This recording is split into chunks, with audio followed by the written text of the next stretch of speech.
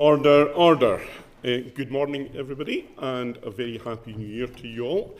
And welcome to this, the first evening session of the Environment, Food and Rural Affairs Select Committee. We return this morning to our inquiry on reforming the water sector, and we are joined this morning by representatives from South East Water and then from the Drinking Water Inspectorate.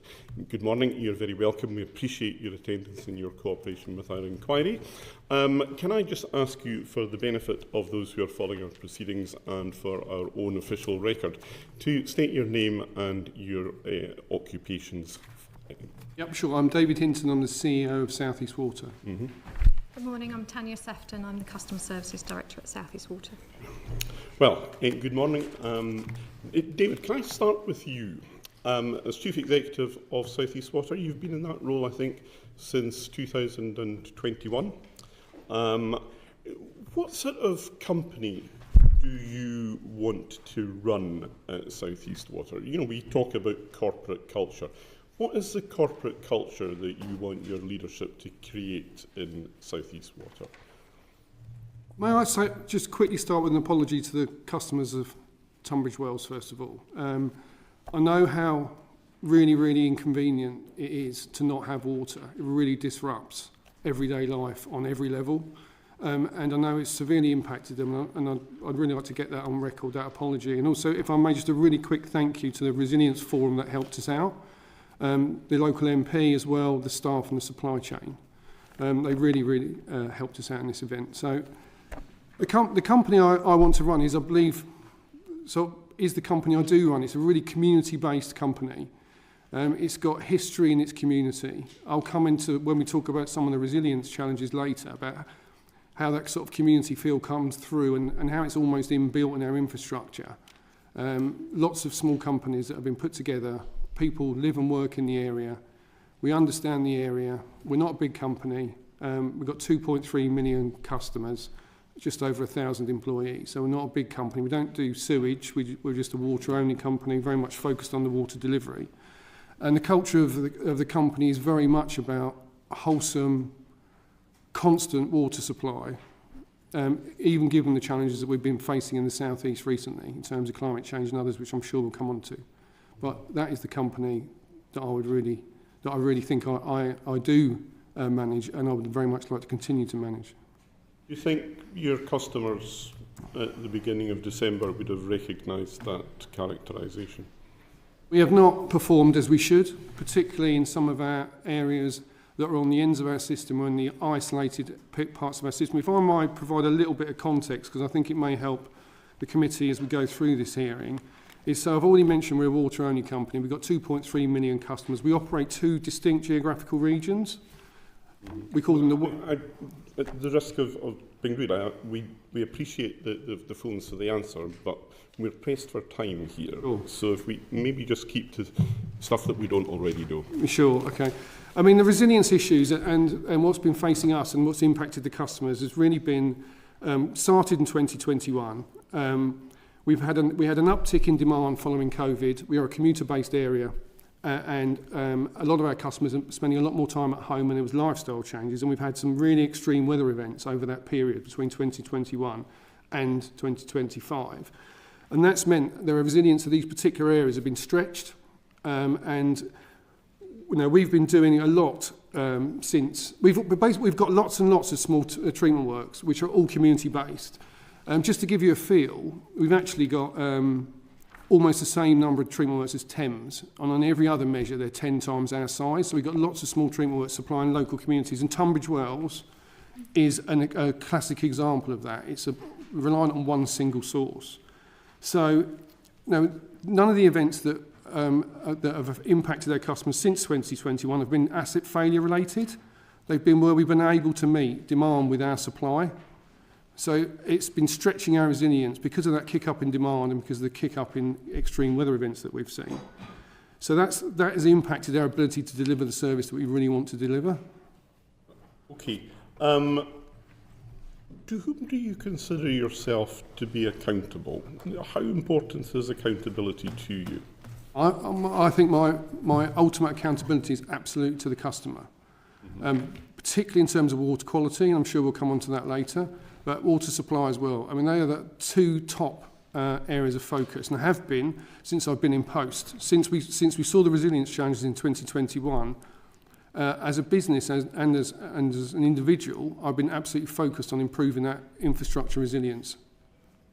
Just on this question of accountability, your director of water supply, I think, was questioned by the BBC in the incident and about your own particular position.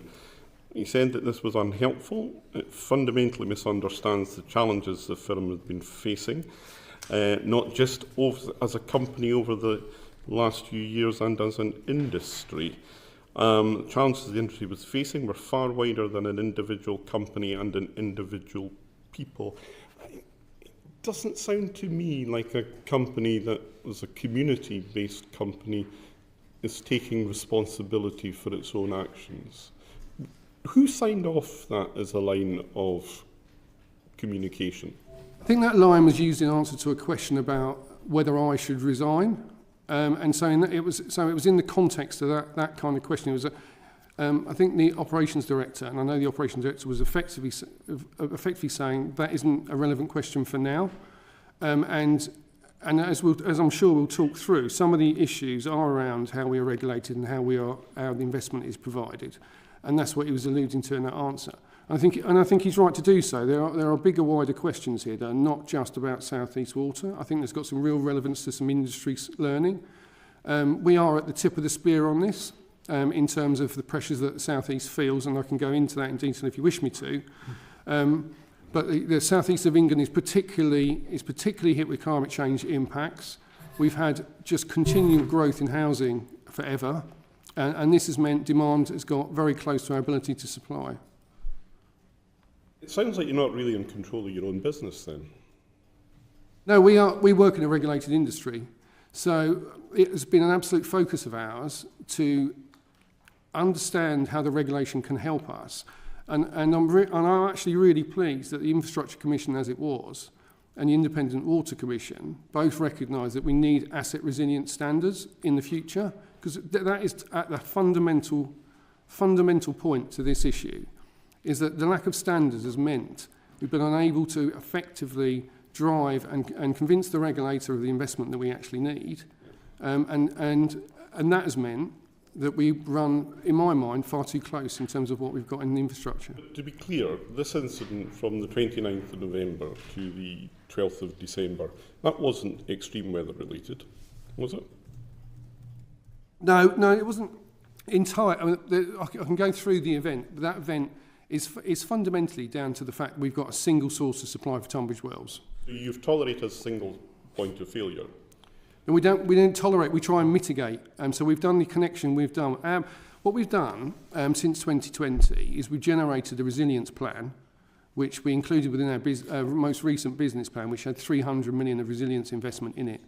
Part of that resilience investment would have supported, and will support, Tunbridge Wells if it's allowed. It would reduce 22,000 customers from being reliant on a single source, which I think is too many. Right, so that eventually you lifted the boil notice on the 12th of December. We're what, 3.5 weeks down the road from that? What mark would you give yourself in your company out of 10 for your handling of that incident? So if I could split it into 3 sections, if I may. If you can give yourself the mark out of 10. Well, it's hard to give it a mark out of 10 because there's lots of different facets to it. So the response was by far and away the biggest response we've ever done. And the amount of resources we put on it was by far and away the largest we've ever put. Well, it was probably the biggest failure you've ever had, was it not? In terms of customers impacted, this wasn't the biggest impact of the events we've had over the last 5 years, but it was undoubtedly the largest response because the investment we put into the response side of it. There are definitely lessons to be learnt on the water quality side, which we've already adopted. But you're not going to give me a mark out of 10? It's really hard on a single number.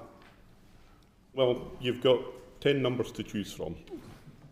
Well, I'd give you 3 numbers, and I'd say 8 out of 10 in terms of response. I'd say 6 out of 10 in terms of in terms of communications, and I'd say 6 out of 10 in terms of the actual prevention of the event in the first place. So that would be an A grade pass when I was at school in response, and a B grade pass for everything else.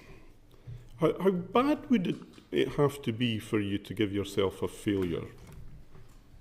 I would categorise that by saying if we had an event that was caused by something that was very easily anticipated, this wasn't. Sorry, just on that. You were warned 12 months ago by the Drinking Water Inspectorate about this this treatment plant, are you not? So we didn't see it as foreseeable. The actual issue that caused this event was a change in the raw water chemistry. So we had a change in the raw water chemistry that we'd not seen in 20 years. It wasn't a failure of the asset, it wasn't a failure of the treatment works per se, it was a change in the water chemistry. So, and relating to the... What was that change? So it was a change in a number of parameters, pH, alkalinity and conductivity, which meant the coagulant... If I could spend a little bit of time describing what actually happened, is that helpful? A little bit of time if you can. Because, I mean, look, the information, the various accounts that have been put into the public domain of this since it all started have varied greatly. So if you can give us a final, succinct, definitive cause of the failure, then I think that might be helpful. So Pembury is the treatment works in question. It's a groundwater source, so it takes it from local springs and boreholes. It goes through a relatively simple treatment process. One step is coagulation. That's us adding a chemical, which happens all over the world. It's a well-known water treatment step. That chemical effectively clumps to remove the solids, and then that passes for disinfection. This chemical that we've used there for 20 years stopped performing as it should, and that meant disinfection could potentially be compromised. We didn't know that was the issue initially. We thought it was the coagulant we were using, and therefore that's why it appeared like the story was changing, because in our mind the actual issue was changing as we went through the investigation. Mr. Hinton, are you not describing what water companies are supposed to do anyway? I'm describing what actually caused this event. Is actually it was a unexpected failure of the coagulant process, which we didn't initially nail as the issue because the raw water quality had never changed like it had done in this particular event. Okay. You've had major water outages in 2022, 2023, 3 times in 2025, most recent one we're talking about here. What's going wrong at South East Water? Why have you allowed this failure to continue? Actually, this is an infrastructure issue. So if I can just go back to the 2 regions for a second. So the Western region and the Eastern region. The Western region used to be Mid-Southern Water as a company. If that was still a company, that would have the best interruptions performance in the industry. The East has one of the poorest. So it's not, I would say that's a pretty good control to say that actually what's going on is the infrastructure in the East compared to the West. Who's responsible for the infrastructure? I'm responsible for getting the infrastructure in the ground, putting the business plan together to get that infrastructure supported. But that happens in price review processes. And this has all started post the last price review. So I've been very focused on this price review to get the investment we need, which is why we put 300 million of investment in for resilience as part of that business planning process. You've been given multiple warnings by Ofwat and the Drinking Water Inspectorate, but still these failures keep happening. Why is that? Because the infrastructure needs to be in place. Right. And you don't see that there's any responsibility for yourself? No, and we've absolutely begun that journey. So we overspent our last 5-year period by over 100 million because we've begun that journey effectively of putting that infrastructure in place. We've shored up, to use an expression, a number of the areas where the resilience was challenged during these heat waves, areas in Sussex and other areas in Kent. We've got a plan to shore up Tunbridge wells, which effectively is an extension to a treatment works at a nearby reservoir at Buell, which we're currently debating with the CMA about the need for that investment. That's a really crucial piece of investment for resilience in the South East. That's something we've been fighting with the CMA since we appealed. Something we've never done before as a business, but we are absolutely committed to getting that resilience expenditure because that's the solution to this issue. we need more interconnectivity, we need more storage, and we need more production output. And Buell provides us with a lot of those, as does a number of the other schemes that include in that 300 million. Now, you touched on this earlier. The local Member of Parliament has called on you to resign. With the benefit of further time for reflection, do you have any thoughts on that? No, so the way I see this issue is it is one of investment, it's one of regulation, it's one of climate change. And as an organisation and as an individual, I'm absolutely focused on doing this. This has been my strategic focus since 2021. You know, I can hand on heart say I was pretty instrumental in the Infrastructure Commission making the recommendations about resilience standards, which in my mind is the fundamental. So we don't have resilience standards in how you build a water network. In power, if you add houses to the grid, there's an automatic requirement for a new transformer. We don't have any of that in water, and which means as effectively demand increases and houses grow, it's really difficult to make a case to go, I need another treatment works, I need more interconnectivity, and so I've been pushing that as an individual, because that's what drives the investment. It's the investment that will provide the resilience for the customers in Kent and Sussex. Your evidence is basically that you've been asked to do an impossible job. No, it's happening. We are starting the investment. We've already done, as I say, 100 million of it, and we've got 200 million via the last price review, and that is already going in the ground. But investment takes time, unfortunately. Planning processes take time. So we have really focused on our actual response capability, knowing that we are at risk until the investment goes in. So you see, this does come down to the leadership that you give the company, and this is material to the way it is handled. And I asked you about the local Member of Parliament calling for you to resign, and I asked for your reflection on that, because the evidence that we got from him actually in a footnote says that the day after, or the day he called for you to resign, you phoned him in the evening. Is that correct? Yep. And he says that you asked me, he says, he asked me how I could sleep at night having, quote, politicised the issue, end quote. Is that correct? If I can give some context to that conversation, if I may. So, is what I've read to you there correct? I don't recall the entire conversation. What you said to Mr. Martin. I don't recall the entire conversation. If I give you some context, then you don't need to recall the entire conversation. Is the quotation that I have read to you a faithful representation? I honestly don't recall exactly what I said, so I couldn't precisely say those are the words I actually used. But if I can provide some context for that conversation. So Mike Martin and I have met a number of times over since he's been in post. We've been to Pembury, we've talked about our investment plans going forward and what we've done in terms of the response. I've been speaking to Mike in the early part of the incident, a matter of hours actually before he made the interview and the request for me to resign. I phoned him because I thought we must have massively dropped the ball. I thought, what have we possibly... You don't think you had done? Sorry? No, on something that he hadn't heard about since the call I had earlier with him. I had a call with him either that previous evening or that morning, I forget. But I phoned him and asked him what that issue was, what made him change his mind. He said some things to me, and then I responded to him. It wasn't my finest moment. It was a one-to-one conversation. It wasn't my finest moment, but all I'm prepared to say is the things Mike said to me elicited that kind of response, and I think the rest of it was a private conversation. Okay. Can I just look at the financial position of South East Water as overall?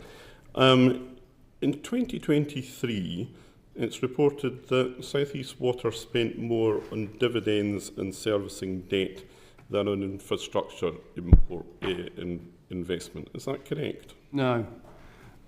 So that article was run by the Financial Times. Financial Times, yeah.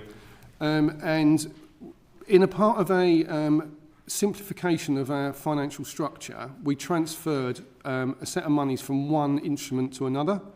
In the parlance of finance, that is called a special dividend. And so the headline technically is correct. None of that money left and went to shareholders. None of that money left and went outside of the business. If your finances are too complex to be understood by the Financial Times, are they maybe just too complex? And the article itself actually did reflect that movement in funds. Actually, we sought and gained Ofwat's approval for that removal because it was a simplification of the structure that we were trying to achieve. At the time when companies' financial structures were deemed to be too complex, ours is by no means the most complex, but that 125 million transfer was not a dividend. Now, your salary last year was a base salary of £271,620. Is that correct? And well, the last reported salary is £400,000, my basic salary. Right, so that's now up to, that's your base salary. Yeah. And last year you were paid £115,000 of a bonus, is Yes. that correct? Would you expect to receive that again next year? So that's not for me to decide. We have an independent remuneration committee that decides on that. There's different elements to the bonus. For example, health and safety is one element. There's a whole load of the elements on supply, water supply, and I don't expect to get a bonus on any of those elements. Just to be clear, the Drinking Water Inspectorate last year urged the company to deliver urgent upgrades to Pembury to avoid contamination of E. coli and Clostridium, because it could pose a danger to human health. So in the audit you're referring to had a number of recommendations by the DWI and a number of dates. We have completed all of the actions by the dates as we sit here today. There are some actions that are due in a year or two's time, but we are up to speed with all those improvements. Pembury's been refurbished a number of times. It was refurbished in between 2005 to 10 was £8 million was spent on it. And in 2028, we intend to spend another £10 million on Pembury. That's the kind of cycle that treatment works generally go in. Okay, we're going to move on to look at some questioning now around the causes of the water outage in Tunbridge Wells. Charlie, you're going to lead us into Thank you, Chair. Yes, if we could look more specifically at the Tunbridge Wells incident. The evidence we've received as a committee suggests there was something of a delay between you being aware of that issue and the Council and Local Resilience Forum being informed. Is that a fair assessment? At the point we knew customers were going to be impacted supply, then that's the point that we did notify. Yeah. That's the point we did notify.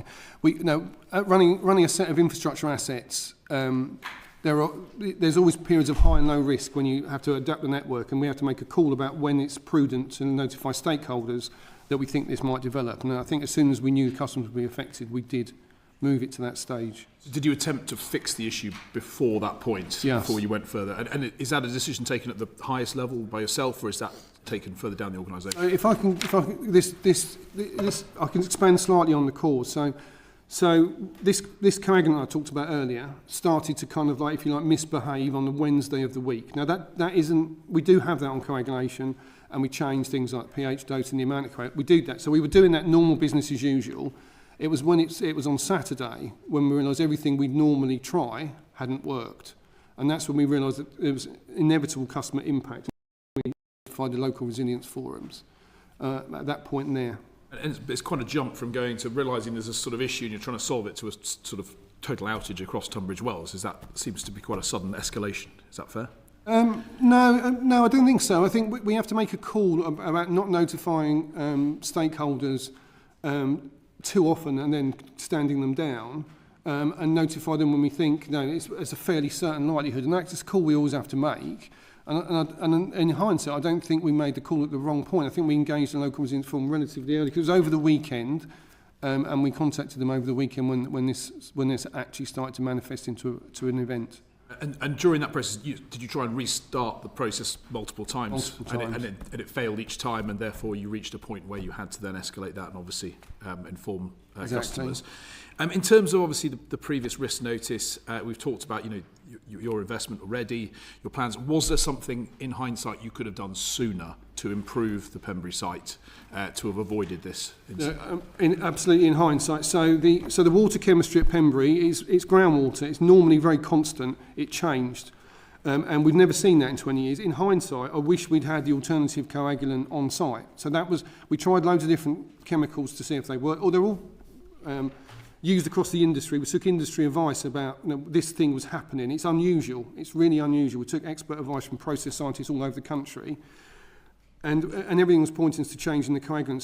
So we did that over a number of days to try and get that to work. Now, if we'd have had the alternative on site, which we now have, we could have just flipped it and there would be no impact on customers at all. But we were running with a single coagulant, which I think, in hindsight, is something we won't do at this site or any other site that's like it. Can you explain to the layman sort of why that change in water quality may have occurred and so unexpected? Well, we got one main theory.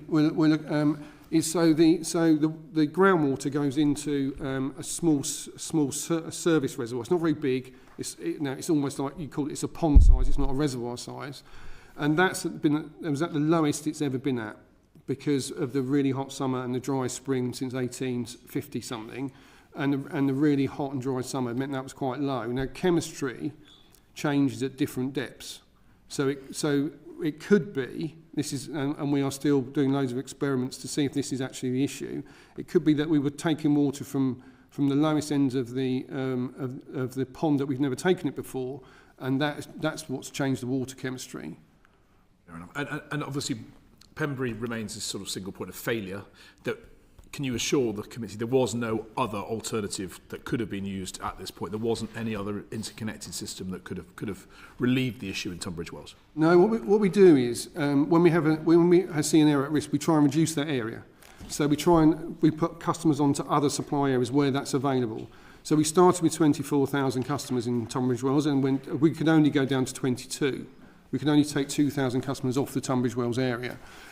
As I mentioned already, one thing we are absolutely committed to get invested in and funded is the expansion of the Buell treatment work. So on Buell Reservoir, many of you locals will know that reservoir, and that has the capacity to entirely supply Tunbridge Wells without Pembury running, which is what resilience really means, is there's an alternative way of providing water to a group of customers. And coming back to the resilience standard again, I believe the UK should have a resilience standard which no customer, less than say 10,000 customers should be reliant on a single treatment works or single asset. That exists in many other parts of the country, just from the history. In the southeast it doesn't exist, and doesn't exist in some of the other companies in the southeast either, just from a historic perspective. So that's really important. And that's something obviously you're looking to rectify through your investment going forward. Yes, absolutely. Yeah, and we've been starting that already. Yeah, and something that you will, in terms of a timeline, to be able to put people into a position of better resilience. So the Buell project, if funded, we'd like to crack on with straight away. We're already at Buell doing some work, and that decision is currently with the CMA at the moment. And so 2028, I think, is the date when that will be finished. And that is pretty quick infrastructure investment delivery on the scope of things. So it's a large treatment work upgrade, but that is the kind of speed that we're looking to try and get the assets in the ground for. Thank you very much. Thanks, Joel. Until then? We are trying to, the steps we can put in place is, so number one is this water quality event, with what we put in place, shouldn't happen again. Customers who rely on a single asset still face a higher risk than those that aren't. And that is, I'm afraid, inevitable until we fix this issue of having a more defined set of infrastructure standards and infrastructure across the industry. We are doing lots of other pieces as well. So we've got 200 million of already funded money to put extra connectivity into Kent, extra storage in Kent, and some of this will definitely help Tunbridge Wells. It won't mean it's not able to be supplied entirely by a different asset, though. That won't happen until the Buell scheme is invested in. You see, Mr. Hinton, I would have more sympathy for this line of reasoning if this had come out a clear blue sky, but it didn't, did it? There was repeated failures down the years, up to and including the warnings from the Drinking Water Inspectorate last year about Pembury. Essentially, it looks to me like your procurement, your quality control, your contingency arrangements at that site were just not adequate. Is that not the case? No, as I said, there was. You think they were adequate? There was no asset failure. None of the assets failed. The assets did what they were supposed to do. All the monitors did what they were supposed to do. In hindsight, we wish we'd had another alternative chemical that we could have switched to and not taken 3 days to get to that position. That is an absolute learning. And that learning effectively, we were, if I look back on it and you sort of go, because the previous 20 years that site had worked with that chemical, we assumed it would continue to work with that chemical. Climate change is changing the environment. In hindsight, we look at that and go, we should have had a backup for that particular chemical, even though it hadn't failed for 20 years running with the same one. So that's my hindsight view, is a contingency on some of those other elements. We've got contingency on lots of our assets, but not necessarily on the chemical dosing element at Pembury. So, I'm reminded of the old line here, the operation was a success, but the patient died. Is that essentially what you're telling your customers today? No, I'm deeply sorry to the customers. As I said at the beginning, I think it's a terrible outcome, but I guess what I'm just trying to do is explain the circumstances by which it happened. And we have got a number of learnings across the response, across the comms and across the treatment that we are absolutely committed to putting in place. I'm not trying to say it wasn't a failure, it was a failure. But I'm just trying to help the committee to understand how that came about and explain that from that point of view. Okay, we're going to move on to look at the incident response in some detail. Jane, you're going to lead our questioning here, and then some from Henry. Thank you. Good morning. Thank you for coming. So I used to live in Tunbridge Wells in a previous life, so I know the area a little bit from a long time ago. The Borough Council told us that it took a day for the bottled water station to be opened, and that it was in Tunbridge, which I know is a different town and actually quite difficult to get to from Tunbridge Wells. And following complaints about that, there were some further bottled water stations opened at the cinemas and the RCP car park. But those, I believe, 2 are out of town, so it was a struggle for some people to get there. And we've had reports from the MP of mothers with young children saying they simply couldn't get to the bottled water station. So it doesn't seem to have been the best way of doing it.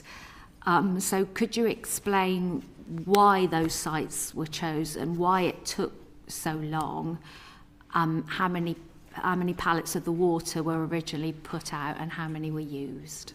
Okay, I'll just start by dealing with the first point, and then I'm going to hand over to Tanya on the response piece.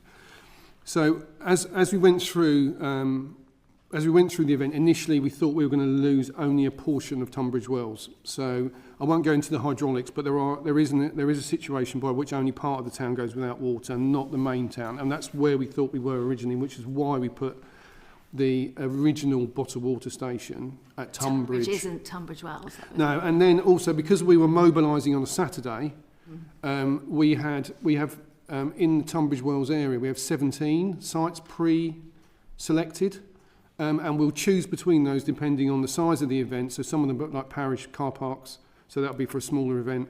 And obviously the larger ones we'd need for this particular event, it was a Saturday before Christmas, so all the car parks had cars in. So we had to effectively select one that at least had access. So that's how it evolved through the process. Then we moved, and I'll let Tanya provide a bit more detail, if I may, on the rest. Yeah, so if I just to kind of give you the context, on the Saturday were aware that there were going to be some customers starting to lose supply Saturday afternoon. So we mobilised the Tunbridge site, as you've referenced, and that was because of the pre-selected sites not being available of sufficient size for us to mobilise quickly Saturday evening. So we did open Tunbridge, acknowledging that it wasn't ideal from a location perspective, so we continued to scope locations that would be available to open Sunday. On Sunday we opened 3 larger sites around Tunbridge Wells that collectively over the event distributed 1.6 million litres of water across those 3 sites. They're not immediately in town, as you'll recognise. It's difficult to have a large site in the middle of Tunbridge Wells. We have to make sure when we mobilise a bottled water station it has access for deliveries, for the Arctic lorries to go in there, and it is safe for public and our staff to operate in and out movement of cars and vehicles. So how long did it take for the first walkable within Tunbridge Wells, the first walk-in water station to be opened? Well, the 3 larger stations opened Sunday. and then we worked with Tunbridge Wells Borough Council, who were able to operate some smaller local walk-in sites within the town centre that we supplied the water for. The council had to do it. How long did that take? I don't have the dates to hand in terms of those walk-in stations. But it's important to say is we also operate a priority services register where customers who couldn't collect, so basically, there was no restriction on who could apply for that. So it was basically if you didn't have a car or there's no other way of collecting, you could apply and join that priority service register, and then we'll deliver. I was coming on to that about the vulnerable households and how you identified them. So did they have to come to you? How did you work out who was vulnerable and needed that delivery? We have what we call a priority services register that customers will be pre-registered to, and they will have registered with us and identified that they were unable to collect water if there was an outage. So we will have a pre-selected list of customers.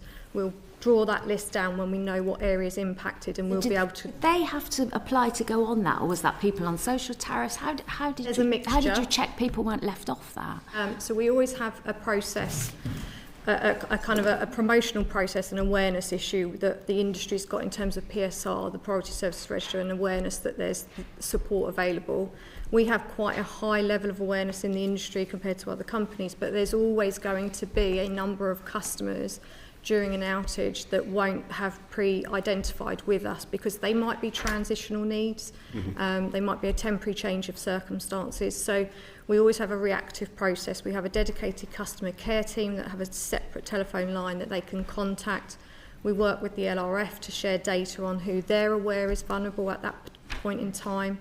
And we also have sort of a reactive list that will come through just through our general contact centre or through some of our stakeholders. Those, what we call reactive additional vulnerable customers, will get added to our distribution list for deliveries of bottled water. They commenced on Saturday. So you said there were 5,000 customers who were vulnerable on this list. So how many of those had to wait more than 12 hours for that water supply? Of the total PSR that you've referenced, 100. On our reconciliation after the event, we've identified around 100 customers who didn't get a bottled water delivery within 24 hours. So we're working through with them, and we've engaged with some of those customers since the event. Some of them contacted us, some of them didn't, and we're just working through. That's the problem, isn't it? Because some of them just won't be able to. Some have confirmed to us that they were out of area. Some have had support from relatives, and some have had sort of collected themselves. Actually, they were able to in that situation. And the other thing that came up was that when water was delivered, sometimes, considering these were vulnerable people, elderly people, ill people, that having kind of a 12-kilogram pack of, say, big bottles of water stuck on their doorstep, they couldn't access that. Is that something, obviously, that you need to consider for next time? I mean, how come that happened? Absolutely, something that's a learning from this event. So when we do the deliveries, we did up to 5,000 deliveries a day. Some of those deliveries, because of the timing and the volume, were delivered out of what we call sociable hours. So the delivery team will not knock the door, they will leave it on the doorstep. We became aware that there were some isolated issues of customers not being physically able to collect it off the doorstep, or it being taken from the doorstep before they were aware it was there. As soon as we became aware of those issues, we re-delivered straight away to make sure they had the water, and we took it in. One of the learnings for us, and I think for the industry in terms of the kind of the needs that we register, we'll collect a kind of a flag to say yes, they need a delivery, but I think what we need to be is a bit more sophisticated in terms of the capability of that delivery and what it needs to be taken inside rather than not left outside. Yeah, and in a way that people can lift it and people can open it and people can use it as well. To go back to the water stations, there were problems, I understand, with them being overcrowded, closing early, people struggling to get into them being accessible. What have you learnt from that about the water stations that you picked and how they were manned and run? So I think overall across the period that the stations operated well. On the first day we had some delivery issues that meant we had to shut down and restock for a couple of hours at one of the sites. And one of the other sites had to close early because the delivery wasn't going to arrive in time to restock it before its closure time. So we did have a few issues on that first day. It's so important, isn't it, in an incident like this, that you have a clockwork plan that can't fail like this. Yep, and from that point onwards, they ran smoothly, were stocked all day, every day, and didn't run out. And we recognise that there's issues around congestion sometimes, particularly at busy Christmas periods, which is why the selection of those sites is crucial in terms of understanding the scale and the volume and the traffic. So I think, yes, there was issues on the first day, but from that point onwards, they ran smoothly. Something else that Borough Council told us is that the centre of town was kind of pretty much left to them. So they were providing the toilets and the bottled water around the town centre. I mean, that's quite a big gap. How did that happen? So when we plan for the events and we look at the locations as part of the kind of the emergency planning procedures, we look to have a number of sites to serve a number of customers. As I said, smaller sites within the town centre would only serve a number of customers and would not have been sufficient enough for us to deliver the volume we needed to deliver. We always work in events with the local resilience forum, and there is this partnership of the local authorities supporting, and they provided the support in terms of those local Was that areas. planned in advance, though? Did they know they were going to be doing that? Because that's an emergency response that needs to be planned, isn't it? It is part of our discussions that we've had with local authorities in other areas before events in the past, and part of our learning in terms of, on the back of previous events, is we have been engaged with local authorities, which is part of the pre-agreed site list that we've got for those areas. Had that happened in Tunbridge Wells? We had a list of pre-agreed sites, and we had that agreement in place. But as we've mentioned, some of them weren't suitable for the scale of the event that we had to run.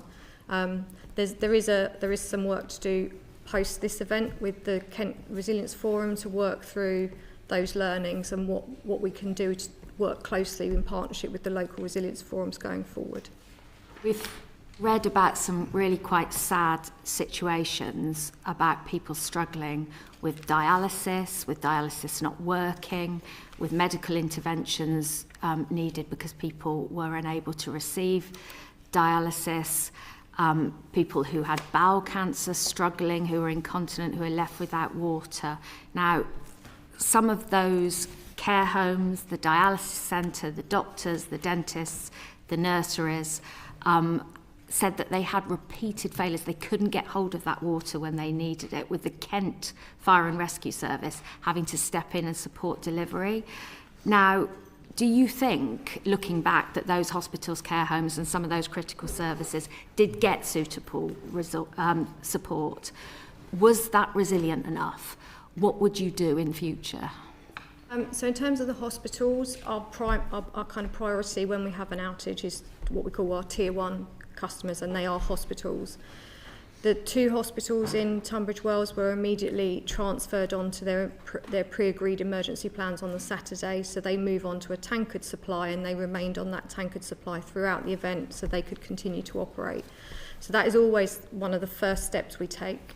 The next sort of step from there is then those care settings, the care homes. What happened to the dialysis centre? The dialysis centre also had pallets of water provided.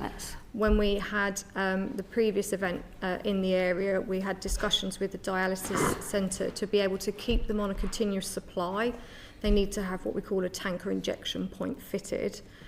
They as yet have not had that fitted, but that would have meant they could have kept on a permanent supply of water via tanker. So the next sounds like they didn't get water for a period of time, because some of these things could only have happened if they definitely had got water. pallets of water delivered. I'd have to come back to you on what day that arrived. Okay, so as did the care homes. They all you were started moving to on get to the deliveries. care homes. So we've got 19 care homes in the area, and they started to get deliveries of bottled water at the first day. Then we moved into a phase where we could see this was going to be going on a bit longer with the boil water notice. We set up a dedicated team that was just focused on what we call our non-household kind of vulnerable customers, including care homes, surgeries, dentists, childcare, nurseries, schools. And they had a dedicated team to contact when they needed deliveries to be, and we would check in with them to make sure they had enough stock. You ended up having to use the fire service because you just didn't have capacity? Well, initially the priority, as I say, is the hospital with the tank supplies, getting the bottled water stations up and running and delivering to our priority services customers that had pre-registered with us. That next phase is care homes. There were some delays in the early days, but they all got a delivery of water. And my last question is about the statutory compensation. Now, I may have got this wrong. I was just reading the papers earlier, and it said that on the 8th of December, so afterwards, some of those customers were offered £50 advance credit. Do you think that's sufficient, given the impact of the outage? So if I could just clarify, there's a statutory compensation process that we've run since the event finished. What that article's referring to is when we implemented the boil water notice and after the outage, and something that we've kind of engaged with customers on the back of previous events is there is a financial impact of having to travel to a bottled water station and to the extra energy costs of boiling water for customers. We recognised that early in terms of the event, and what we did was apply an advance credit to all of the customers that are on one of our financial support tariffs.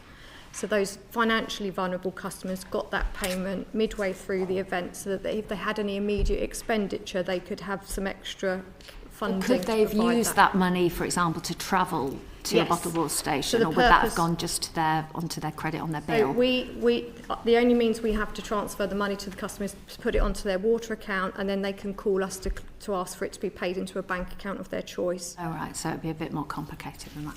Okay, thank you. Yes, Chair, thank you. Can I just touch on the local resilience forum, Mr. Hinton? Because there have been lots of previous instances that's happened. So if you look back to 2022, I think you've had 3,000 properties in Tunbridge Wells were affected water supply for 4 to 5 days. 2023, June, you had thousands of customers across various different locations out of water for a week. You've had local MPs in June in 2022, which is the then MP Greg Clark, talk about a lack of leadership, operations and communications in respect of a void with well-rehearsed plans. And I think Nusgani described it in 2023 as Groundhog Day. So in the context of what your colleagues just described, in terms of you needing to do more work with the local resilience forums and you're relying on the fire and rescue service to deliver water to your customers, what needs to happen for you to learn lessons and actually provide the relevant support that your customers need in situations like this?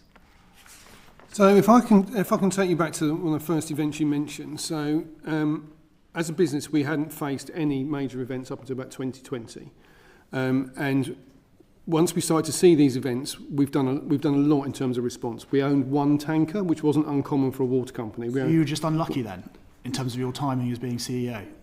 Well, it is what it is. I started when I started. We had one tanker. We've now got 12. We had no dedicated alternative water supply resource within the business because it wasn't used. We've now got over 20 employees that just do that. We've increased the amount of stored water we've got. We've increased the amount of bowsers we've got. We've done so much in terms of the response. We've got a team dedicated to the vulnerable non-households. We've got contracts in place. We mobilised over 100 people on this event. We got nowhere near that resource on any of the previous events. In the absence of the infrastructure being in place, we have focused our resource on the response and the response capability. None of those assets and none of those resources existed in any of those previous events. They've all been put in the last 2 to 3 years. The tankers arriving last year, and those tankers moved something like 2 million litres of water around the company during that period. That resource was not available to us. We also used the supply chain, and at one point we had well over 20 tankers working on the event. Those kind of resources were not available. That's the learning we've been able to put in place early. That's the learning we put in place for this event. It didn't stop the customers again. In fact, and that's the bit, that is our goal. But what we've done is to keep customers, and they didn't stop that, and I'm forever regretful of that, and again apologise for that. But we have done an enormous amount on the response capability of South East Water as we went through those different events. I mean, why is there such a disconnect between what you've been putting out and what the local council have been sending in correspondence to this committee? Why has there been this sort of disconnect between what the customers are experiencing on the front line and what the local MP's been submitting to this committee and what the evidence that you're giving today? We're given a full picture of evidence after going through the whole event. Many of the comments were made very early on in the event, in the first 2 days, when we had some teething issues with the sites. We were trying to put a site out within 24 hours notice of the event starting. And that initial period always is really difficult, particularly over Christmas weekend, to generate those bottled water stations, for example. It didn't take us long at all to get into the swing of things. And I think it was over like 400 hours that the bottled water stations were open, somewhere in that area. And we only had about 2 hours of total downtime in that 400 hours. So we've got the full picture of what the event, because we've got that information. It's inevitable that customers who experience a substandard service, and I hate it when anyone does, speaks to the local authority, and that becomes a picture for the event. But it's not a total picture of the event. To understand the full picture of the event, we need to look, as Tanya's very carefully outlined, the sort of number of things. We're doing 5,000 PSR deliveries a day. And some would have gone wrong, and I hate that, but that's still a pretty substantial resource effort. Again, I would rather than not be doing it, but I'm just trying to provide the context of the full event. And there are unfortunate case studies which indicate it didn't work 100% all the time. But on the large, on sort of the large look, it functioned much better than at any previous event in the past. Well, can I just explore with you then the chronology around the setting up of the bottle stations? So, go back to the Sunday the 30th.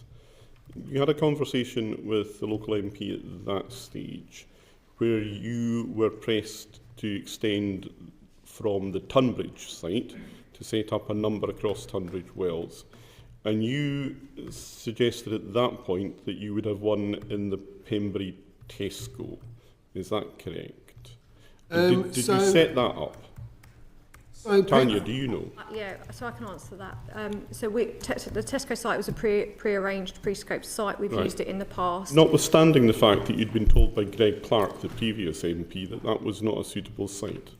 At that time, we inquired about using it because it had been used before, and they're having refurbishment work, and they said we weren't able to use that site, which is where we then moved to other sites on the list. Right. So then you moved to, let me get this right, because these are not places that I know, the Knights Park location and the St John's Leisure Centre. And there was a problem. You went to St John's Leisure Centre first, is that right? I'd have to check that. Sports Centre. That caused some difficulties with traffic management. Yes, there were some initial traffic issues at the Sports Centre site when we opened Sunday morning.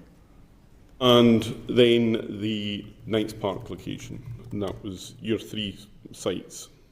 I'd have to check the naming. I've got Sports Centre, the RCP car park, and Odeon Cinema. Okay. Sites. And you had problems with the sites that you had pre-identified because they were set up in car parks which were used for people parking cars. Forgive me if I'm being obtuse, but was that not somewhat foreseeable? Because I said that. So we have 17 pre-arranged sites, and we're not going to use all 17 at once. They're very much scenario-based. So a small burst would be a parish, etc., etc. Equally, we've got 17 because we also realise different times of the week, different times of the day, different times of the year, they're going to be used differently. So when we went through the 17 initially on the Saturdays, as soon as we went through it, it became clear that we wouldn't be able to set them up till Sunday, which is what we ended up doing. So we wanted to set something up so customers could go somewhere to get bottled water. The most obvious, evident place was the one we chose. It wasn't ideal, absolutely. You wanted to set something up. We needed to set this a couple. Doesn't exactly sound like a strategic approach. Well, to have a completely, the alternative is you have completely open areas of sets of land all over the region, which you can just use only for that purpose, and that would definitely not be in an area that would be accessible to Tunbridge Wells customers. So we choose existing infrastructure. And I have to thank those sites, actually, by the way, for letting us onto those, because they don't have to letting us onto those sites, because it provided, as Tanya said, the safe flow through traffic. And I visited a number of these over the week, and it was well set up. The customers were very complimentary of how it's provided. I mean, given the performance of South East Water, are we going to get to the point where you do actually have sites that are just permanently set up for providing emergency supply? Hopefully they'll not be needed if we get the infrastructure that we need to put in place. Can I look at the question of the Priority Services Register then? It's been suggested to us that in fact the information in the Priority Services Register was not complete and accurate and up to date. Is that correct? We go through a process where we revalidate the Priority Services Register with customers every 2 years. It was suggested to us that in fact there were people who had been previously on the register on a temporary basis who were no longer requiring to be on the priority services but were still getting it in any event. Is that correct? There may be customers in that scenario. We also heard that actually nobody was answering the South East Water telephone line to receive water deliveries, so people then turned to the Member of Parliament's office. Were people not able to get through in the water line? They were able to get through, so we had a high volume of calls, so the wait times were longer than we would like. On the Sunday, our average wait time was 18 minutes. We were getting through the calls. Everyone who requested a delivery of bottled water that was added reactively to the list received it within 24 hours. We can confirm that as part of the reconciliation. Did you not in fact end up using the MP's office as a clearinghouse for people to be added to the Priority Services Register?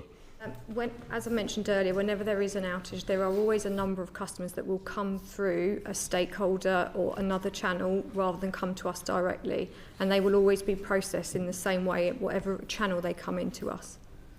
I'm told it was 160 vulnerable people who had delivery requests passed through the MP's office. Surely your telephone service was just not adequate. In one particular day, we had over 600 reactive requests come through. Some of those came through the MP channel, as you've referenced, and the majority came through our phone channels. 160 did not, though? No, they came through stakeholders. Just to be clear, Mr Hinton, you gave yourself an 8 out of 10 for response earlier. Is this an 8 out of 10 response? I can't say why the customers contacted the MP, but we had an 18... They're saying that it was because you wouldn't answer the phone. Well, we had an 18-minute wait time, as Tanya said, at the peak. So an 18-minute wait is too long, but had they tried to continue with that route, they would have received bottled water via the company. Can I also pick up one other point there? I think I heard you correctly earlier in saying that you'd had no incidents before 2020. Was there not a bad outage in 2018? That was the freeze-thaw outage, Beast and the East, and I think that impacted the whole industry pretty much.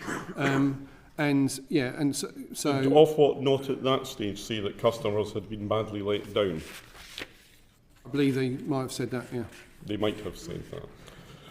Okay, we'll move on to a question around communications and compensation. Sarah, you're going to lead us in this. Thank you, Chair. Morning. David, before you took up senior leadership roles at South East Water, what was your professional background? So I'm a biotechnologist by training, so I've worked as a microbiologist at various different laboratories, including the Public Health Laboratory Service, and then I've been largely employed by South East Water in its different forms for 26 years. Mm-hmm. My latter part of my career has been in economic regulation and in environmental regulation and in water resource planning. So when this crisis hit back in December, what was your first port of call? What did you do? Well, So as CEO in an incident, we very much have, our emergency plan we've got roles. So I'm effectively on the gold team. Yeah. And my role is to liaise. We're not a big company, so some other companies, but we're not a big company, so I'm on every instant call. So that's 3 or 4 times a day, understanding the issue. I then update the board, stakeholders, regulators, and I'm the sort of the external face with all the different stakeholders on that issue. I'm also making sure there's enough resource to deal with the issue, any procurement resource that needs to be signed off. I'm largely involved in it, and this one was slightly different because this was a water quality issue, of which I did also add, I think, some personal expertise into trying to solve the issue as well. So I did get involved in the ground. You got involved in I did a bit, yeah. The scientific element of the role. Was there not enough people in the organisation to do that element? We're only 1,200 people. The water quality team, process science, is about 7, 8. And I could have said, no, I'm going to leave that to them, but it is an area I do have some expertise. I spent a lot of time at Pembury. We needed to solve. You didn't think your team had enough expertise in that, and you felt that you had to oversee that? We're the sort of company where if you've got expertise, you would help. Okay, but there's a team of scientists that yes, there are is, doing yeah. that. There's only one chief executive yes, there is. in the organisation.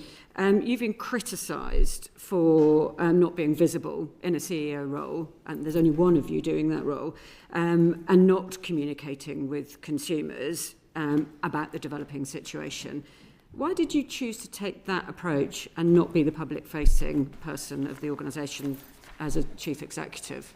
It seems that you battened down and went to your comfort zone as a scientist. Well, I went to the heart of the issue, but to actually answer your question, is not the heart of solving the issue for the customers was my priority. So if you can answer the question, so when we run an event, what we're trying to do for customers is give them information about what caused the event. Do they need to worry? Are there any risks? And how we help to resolve the event. And that's the key communication messages. You've got a team of scientists to do that. You didn't need to get stuck into that. So in terms of the external communication question, so we use what we call the right people at the right time. So we had Tanya early on as customer impact. Then we went operations director and our senior scientist to talk about those issues.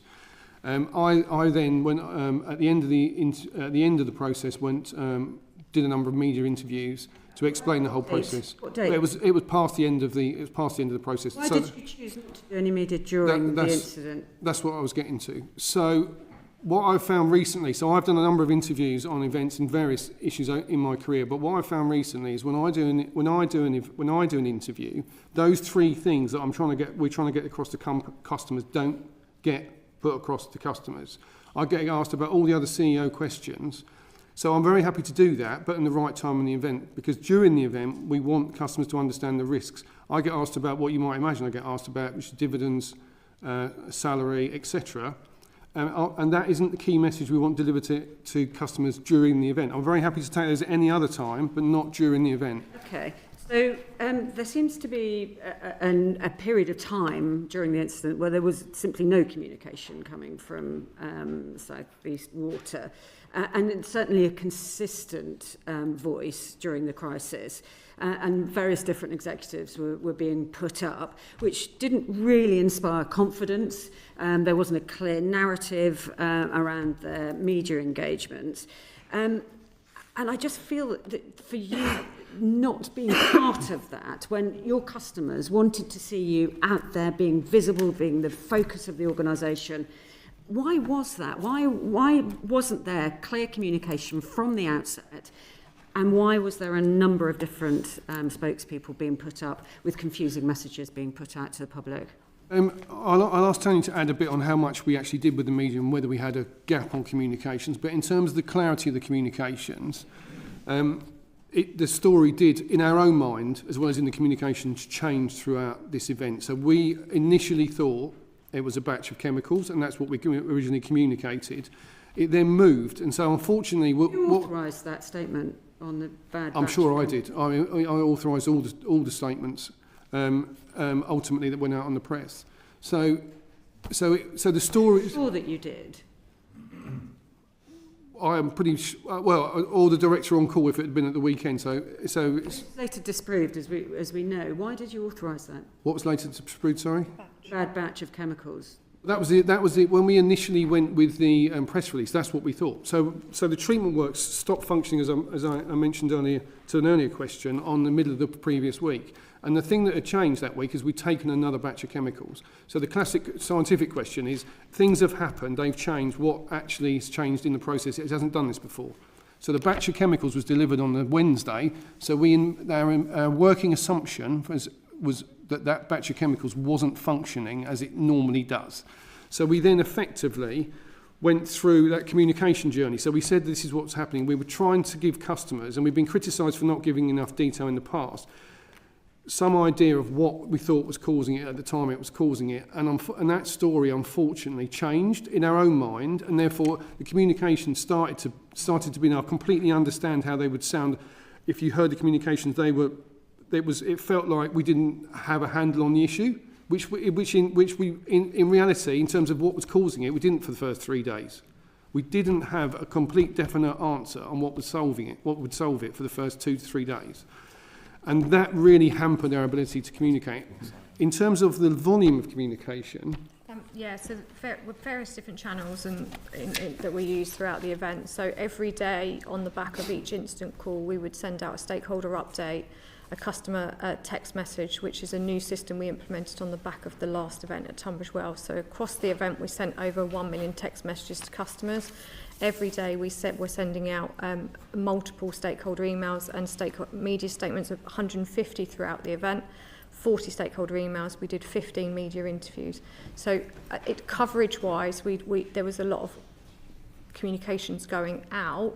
The messaging, I understand, because of those changing explanations and those changing resolution times, it was frustrating and confusing for customers initially. There's a lot of misinformation that was going out, wasn't there during that time? And correct me if I'm wrong, but the first time that a spokesperson was put up was on the 4th of December. That's a significant. That's 6 days into the crisis. We did media statements on the Saturday and Sunday on day 1 and 2. Myself and a colleague did media interviews on the Monday morning and on Monday afternoon. So they started. A number of different people were being put up. Depending on the news channel and depending on the subject. Right. Do you not think that one individual, one key spokesperson, perhaps the chief executive, would have been a better person to put up for those interviews? Well, as David said, our approach is always the right person for at the right time. At that point, we wanted to get the kind of public health, the service message across, so therefore it was the water supply director and myself that were putting the message out there. Some of that information that was being put up was over-optimistic about the timeframes for restarting the water supply, and this was done over a number of consecutive days, and then there was messages relating to the boil notices that were unclear as well. Why was this messaging around the water supply not clearer, timely, and more accurate? So we know from previous events the kind of customers have said to us they want to know a resolution time so they can make their own arrangements when there is an outage. So we were very much aiming to provide a resolution time, and we were providing that time based on the best available information we had at that point. So at the weekend we had a new batch of the chemical coming in Sunday morning. We expected that to work because that has worked in the past. We expected the site to be back up and running and customers to come back into supply on the Monday. So the resolution time reflected those expectations. As it became clear as we went into Monday and Tuesday that those resolutions weren't working, and even though some customers had come back on, some, 14,000 were still off, and we needed to take further steps. We had to move that resolution time as we were trying the different chemicals, as we were trying to get the site back up and running and stable. It's interesting that your early communication suggests that the restoration would come back by 2 p.m. on the 1st of December, but when your internal logs showed insufficient storage. Why was that? So as we put the new chemical in on the Sunday morning, we expected the site to be back up and running Sunday afternoon. Once that had gone in, it took longer to stabilise that treatment process, and the site wasn't back up and running until sort of middle of the night, Sunday night, which meant that the resolution time was pushed further forward because the storage levels hadn't got up to the required level to turn the pumps back on. Just turning to water delivery, that's done by a contractor, is that correct? The vulnerable customer deliveries. Yeah. It's a combination. We've got an in-house customer care team that do some of the deliveries, and then depending on the scale, as we have a contract resource. When the contractor was out, what kind of information that was being fed back to you? Because I understand that the information that was being fed back to you actually wasn't what was the reality on the ground. Who did you have out on the ground to deal with the strategic overview of the water? In terms of the water deliveries, that's our own in-house customer care team who supplement the contracted resource. So they're out there doing the deliveries as well as our contracted resource. Looking back on that now, do you feel that process was smooth and accurate information was being processed through? I do, yes. So we were getting different, we were getting feedback directly from our customer care team that were making those deliveries, that those deliveries were very welcomed by customers. Across the event, we've made nearly 39,000 deliveries to customers, and we do get feedback from them, and we have engaged with some of those customers after the event. And we've got feedback from them already that it was, they really appreciated getting the water. I've heard that the MP's office team were out on the ground feeding that information back because there wasn't the correct information going back and there wasn't the storage of water that was necessary, and sites were running out, and also local councillors were very much involved on the ground. So thanks to them, perhaps some further disasters were stopped. Why didn't you have that level of control on the ground, and it took other stakeholders to participate in that to get the right information back to you? Well, we were getting the right information. We have reports back in from each of the bottom water stations, from all stakeholders as well as our own teams that are on the ground. So we have teams on the ground on the bottom water stations, teams doing the deliveries. We have technical teams out in the network, and we get feedback from all of those channels through an event, and we will correlate that feedback to make sure that we understand what's going on in the field. Would you say that your crisis comms and your crisis management has been flawed in this incident? I think it's always tricky in an event to kind of meet the expectations at the same time as dealing with a complex situation. So there's definitely learnings to take away. But we've learned from previous events that we've already said, excuse me for butting in, but the committee have already said there's been a number of incidents over the course of many years now. Surely lessons should have been learnt during those incidents. Why are we still in a situation here? The lessons were learnt. So the text messaging system I referenced earlier, we didn't have that in the previous event. So we got feedback from customers in that area last time that said there wasn't sufficient methods of communication, the frequency of the communication wasn't sufficient, and the clarity of the communication and the empathy wasn't there. This time round, we had a text messaging system that we didn't have before, and we sent over 1 million text messages to customers in that area. So the sufficiency of communication, we've had feedback to say that those updates were welcomed. I think the clarity of the communication is challenging when it becomes an evolving situation where we did set an expectation of resolution that sadly we were not able to meet, and I think because of that then the communication is poorly perceived. But the frequency and the kind of the content and the tone of those communications have improved since previous events. We've had a number of different elements of correspondence from businesses, individuals. One local resident said the biggest thing for him was the communication from the water company. Every 12 hours, you kept updating, saying we're expecting this to be fixed within 12 hours, and then it went on and it went on. These are people who want a water supply, they're expecting a water supply, they're getting different notifications about boil notice, so there isn't an issue, but yet still boil your water. what's going on here? Why wasn't there that clarity for individuals? And the number of businesses that were affected is extraordinary, particularly, and as you rightly said, it's the week before Christmas. A lot of these businesses had Christmas parties booked, and the amount of distress that it's caused them has been significant. What have you got to say about that? So first of all, we're sincerely sorry for the distress that it's caused to any of the customers in Tunbridge Wells and the impact on any of those businesses.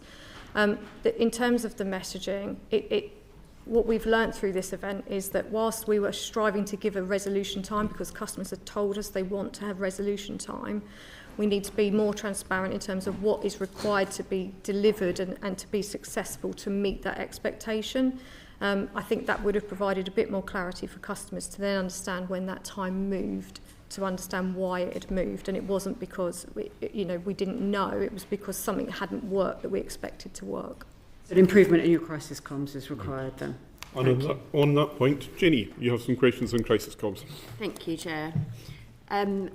David, I'm actually quite shocked about what I'm hearing today. The scale of this, the impact on the number of people it had an impact on, and in truth, the lack of accountability that you're taking today to address some of those issues or to recognise some of those issues. I'm actually genuinely quite shocked by somebody that used to work in communications and crisis communications. Your rehearsed answer at the beginning, I'm sure, will be welcomed. Was that the first apology you've given, personally? No, I think on the media interviews I did, I am deeply apologetic, and I gave on those interviews as well. As a business, and the culture of my business is a small community feel to it. We absolutely hate it when customers don't have water.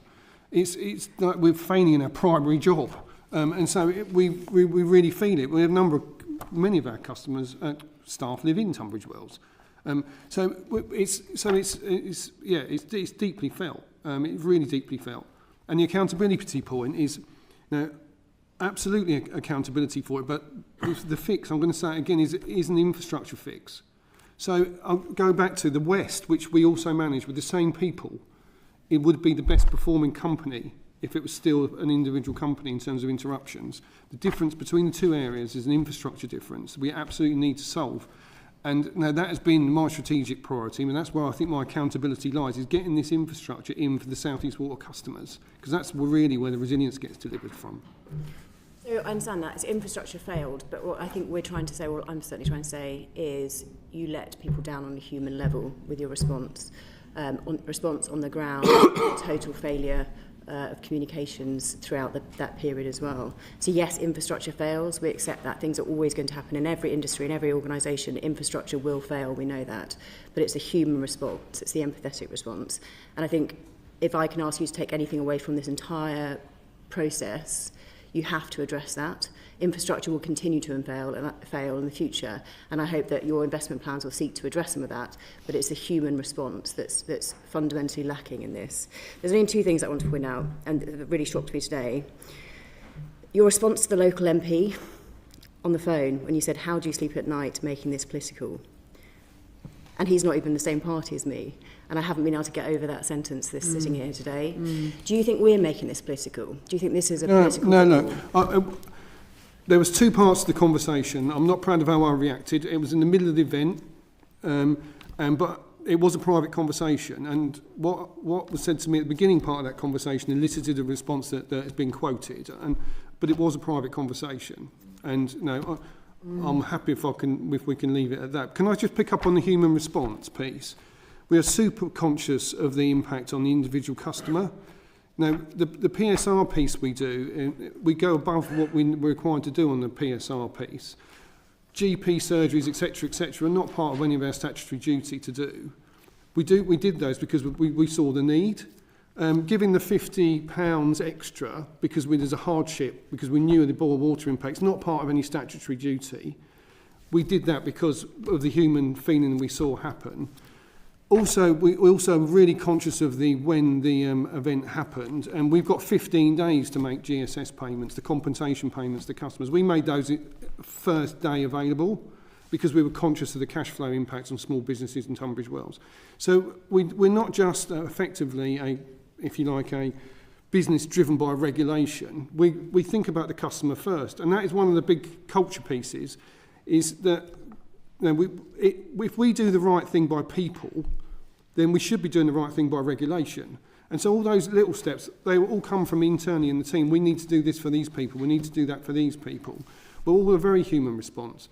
We missed some customers, and we didn't deliver to some customers, and I hate that. But we didn't miss anyone who phoned up and asked us to deliver it. We delivered it as soon as they told us this. Yeah. And so it was I felt it was a very, very human response. So I think, just to be really clear, I'm sure there are many of your staff at South East that did a great job, that went out above and beyond, and probably worked weekends, worked longer hours, and probably don't enjoy big salaries like yourself. And I'm sure, and I don't mean a criticism to them, I have no doubt they went above and beyond. But this is I'm talking about the leadership here, the leadership of the organisation, and the need to lean into it. And I'll go on to my second question now.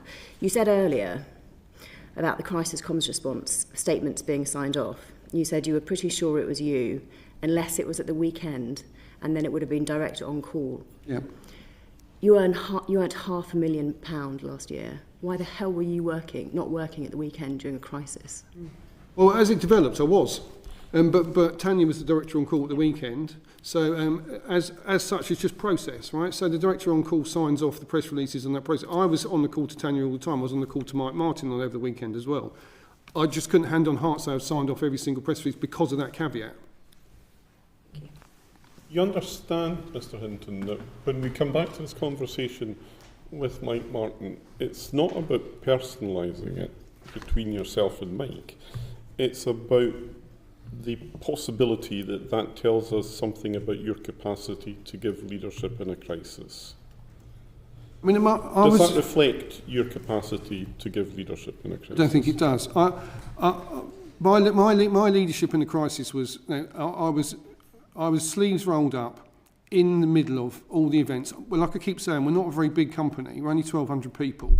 For which you get paid £400,000 a year. I do, and as I said before, that's not something I decide. That's a remuneration committee who looks at market prices and etc. I don't decide that particular salary. But I roll my sleeves up and get stuck in. I know this business inside out. I know the regulation of the industry inside out. All my staff will tell you I'm absolutely dedicated to get the infrastructure issues fixed, to get the resilience issues fixed. That is where my heart and soul lie. It is on fixing this issue. Absolutely hate it on an individual level. For what it's worth, I believe every single word of that, but it doesn't necessarily make you a corporate leader, does it? It's one of the attributes. You've got to believe in what you're doing. You've absolutely got to believe in what you're trying to achieve. In fact, I'd say it's quite a high one. And the other one I'd say is my staff are behind me on it, because they absolutely are. And we are absolutely as one in trying to get this issue solved. And that is definitely another leadership trait. We're going to move on and look at the impact on business and some of the compensation issues here. Tim, you're going to lead our question. Yes, thank you, Chair. Mr. Hinton, what do you understand the impact to have been on local businesses caused by this outage? Well, clearly, having no water for a number of the businesses will have a huge impact on their ability to do what they normally do. Restaurants and service businesses, etc., particularly at busy Christmas time, would have had an horrendous impact. I don't deny. Do you have a sense of the financial impact it then had? Can you put a figure on it? No. We've had estimates of different, and we're in the process actually of going through some of the kind of like what we think the impact might be internally. We have allocated £600,000 as an extra piece on top of the compensation, which was in total 16.5 million across both household and non-household, particularly aimed at those customers who had an impact or are unlikely to be insured for this particular issue. It's the UK utility model. In fact, it's not just the UK. That the compensation for loss of utility is about the loss of the service, not the loss of the value to the business. Can we just stick to the impact to business for a moment then? So you've got various estimates. We've heard from the Business Improvement District and the council that it's up to £20 million is the financial impact on businesses. Is that your understanding? Is that a ballpark figure that you recognise? No, I don't recognise that number. You don't recognise that number. So do you have your own number then? No, we're in the process of looking at that, and that's part of our allocation of the 600,000 to small businesses. At the moment, you don't recognise the council's figure, you don't recognise the Business Improvement District's figure.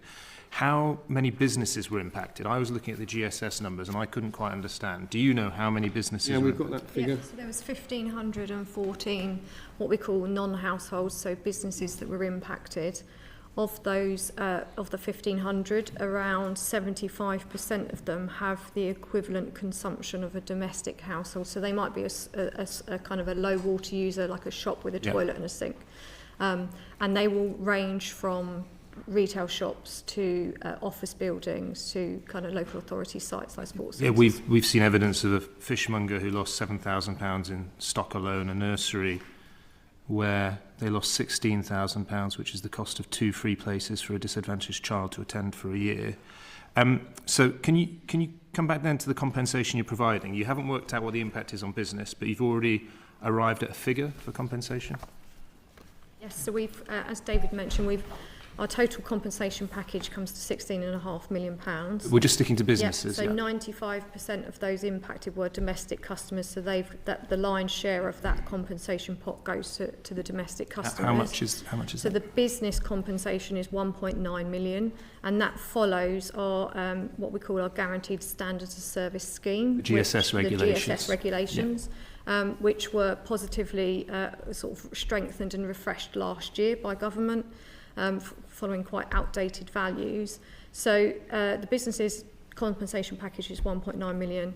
We've made a number of steps to make sure that is kind of doesn't stick purely to the regulations, in the sense that we have some modelling data that suggests some of those businesses at times might have had water restored because it's a gravity-fed system, but we've just taken a blanket approach to say when it was off and came back on. And we also have within the regulations opportunity to cap based on the annual water charges, but we haven't applied any caps to either businesses or households through this process. And then the additional step on top of that is the fund, the hardship fund that David's mentioned. 600,000. So you don't know what the impact is on businesses, or you certainly don't recognise the figure provided by the local authority, but you've already arrived at a compensation figure. Compensation figure is derived by the application of the GSS regulations. You don't intend to go beyond the GSS and the additional 600,000. Do you think that's fair? What the GSS regulations set out, what our wasn't my question. My question are, was, do you think it's fair to local businesses? Based on the value of the compensation the average business receives, and based on the fact that 75% of them use the equivalent of a domestic household, that's 4 years free water in effect. Now, I appreciate that. That wasn't my question, though. Do you think it's fair? I mean, the evidence we've got is that potentially 32% of businesses say their survival is threatened by what happened. Yeah, and we're really sorry for that impact. The expectation is, as we set out, and the GSS regulations aren't designed to cover financial loss as a result of loss of water service or power or flooding on those businesses. There is an expectation, industry, that businesses will have insurance that will cover those losses. Well, we might come back to whether that's a reasonable assumption to make in a moment. Mr. Hinton, do you think it's fair, when footfall fell 50% in the town centre, that the compensation you're offering is adequate? I think the fairness question is one of a policy around setting GSS regulations. So they're very much designed to do what they do, loss of service, not loss of value. And that is a kind of ultimately legislative regulatory decision about how that works. We're not funded, I'm not just talking about us, I'm talking about all utilities, for that kind of insurable loss coverage, which is effectively what you're referring to, which is, I know it's horrible for customers to go through that impact, but that is a much bigger question than just South East Water. That is effectively covering insurable losses via a utility progress. So it's not just us, it's broadband, gas, electricity, all with the same model. That non-insurable losses are not paid for by those utilities. I mean, there'll be businesses that think that you're hiding behind the GSS regulations, but you've clearly made a determination that GSS isn't sufficient because you've added a discretionary 600,000. That's our people point. We've done this before. So on occasion we recognise things like it's Christmas. The GSS regulations don't recognise it's Christmas. So what discretion have we got? We don't cap it at 2 years annual bill. We had 600,000. Your discretion is unfettered, isn't it? You can make any... No, but it's nevertheless, we're making a discretional... We are stepping into a lab. We don't need to. You've got the discretion to make whatever you deem is appropriate or the company Yeah, we've got discretion to make an infinite amount. But, okay. as a business, we're not... No, that is not the model that all utilities in the UK That goes operate. back to my question then. Do you think it's fair then, bearing in mind the losses seem to be up to £20 million, that you're offering 2.5 million? And this isn't for me to decide in this. This is not this. We are operating within a regulatory regime, a legislative framework that has decided this is the way utilities should effectively pay compensation to customers. As a community company, community-based company, you don't have a view on what is fair. Fairness is not something you find in the GSS regulations, is it? So if you take, so we're a business, we operate within the same framework as everyone else. One of the big events we talked about earlier, 21-22, was the Storm Eunice event. So the Storm Eunice event cost us something in the region of £8 million because we lost power. We lost power to the whole of Sussex, and we paid our customers in those instances GSS payments, and we paid penalties and fines. But we had no redress with the power network that caused that power failure. And it's just, so businesses in this, and actually we weren't totally insurable on it either. So it is a UK model, and I don't decide fairness on the UK level, it's not above my pay grade. That, you know, so, and many are insured, so you know, I think that's also covered off like that. I'm not sure they are insured. I mean, the stats are not as clear as they perhaps should be, but there's an Aviva survey that says that 62% of SMEs aren't insured. Mm-hmm. There's a YouGov survey that says that only 21% of small businesses have a plan, understandably, because this is a utility everybody depends on to work without failure, in all honesty. I mean, would you, and I would strongly encourage you to give a positive response, would you consider a scheme at least for small businesses if they were able to evidence their losses? I mean, and that's exactly what that fund is for. That 600,000 is for those who can evidence the losses. That's a fraction of the amount. Well, we don't know, do we? So that scheme is yet to be administered. It's yet to be decided how it be allocated, and we're working with local authority colleagues on how to do that. And so, you know, businesses are very welcome to ask whoever ends up. We don't think it's right for us to do it. Although we will be involved, to allocate that expenditure out to customers. If there are claims beyond the 600,000, will you entertain reimbursing companies for those losses? We'll look at the evidence before us, absolutely. Okay, I'm not sure that's going to give a great deal of comfort to small business owners. But I mean, does this come to the crux of your evidence today? You're just determined not to admit liability for anything because you know there's going to be a cost attached to it? No, that's not the case at all. So this is very much a framework question. The compensation in utilities is very much a framework question. It's, as Tim has just said, it's a fairness question. Yeah. And you've accepted the principle by your 660,000 ex gratia payment that this is not an adequate figure. But frankly, it's beads to the natives, isn't it? The offers that you are making to these businesses, and you know, it's all sorts of businesses. You've been told about the hospitality businesses. I've got one letter here from a high-end jewellery store that explains the very substantial loss that is caused to them because people weren't coming into the town centre anymore, and all as a consequence of your failure to handle this outage properly. And I really fully understand that impact on business customers. And you just don't think you have any liability to pay for it? The model of the UK utility model is as... You're hiding behind the model, are you I'm not hiding behind the model. We have gone above and beyond what we need to pay across all of the GSS compensation programs. So we haven't just done GSS, we've done discretionary on top of GSS. There's a number of caveats we could have done. And in terms of the running of the incident, we ran it. You know, we put all the resources we possibly could. Cost has never been a question. And for the first 3 days, you didn't have any idea what was actually causing it. We had a running theory about what was causing it, which was then informing our resolution times. Mm. That running theory proved to be the actual cause, just not quite the way we saw the remedy occurring. See, the thing is, if any of these businesses were to take legal action against you, you would defend it, wouldn't you? And you would get the best quality lawyers in their small businesses, so there would be no equality of arms here, would there be? You can just sit there I've never considered that question. Hide behind the GSS regulations. I'm not hiding behind the GSS regulation being put in place by government for this way. We're running well over time, but I don't think there's anything that we can miss. Juliet, you're going to ask some questions around future preparedness. Thank you, Chair. Mr Hinton, in 2023, South East Water was found to be the worst performer for supply interruptions in the country. These figures show that no water was available on average for more than 3 hours per year, against the company's own commitment to bring it down to less than 6 minutes.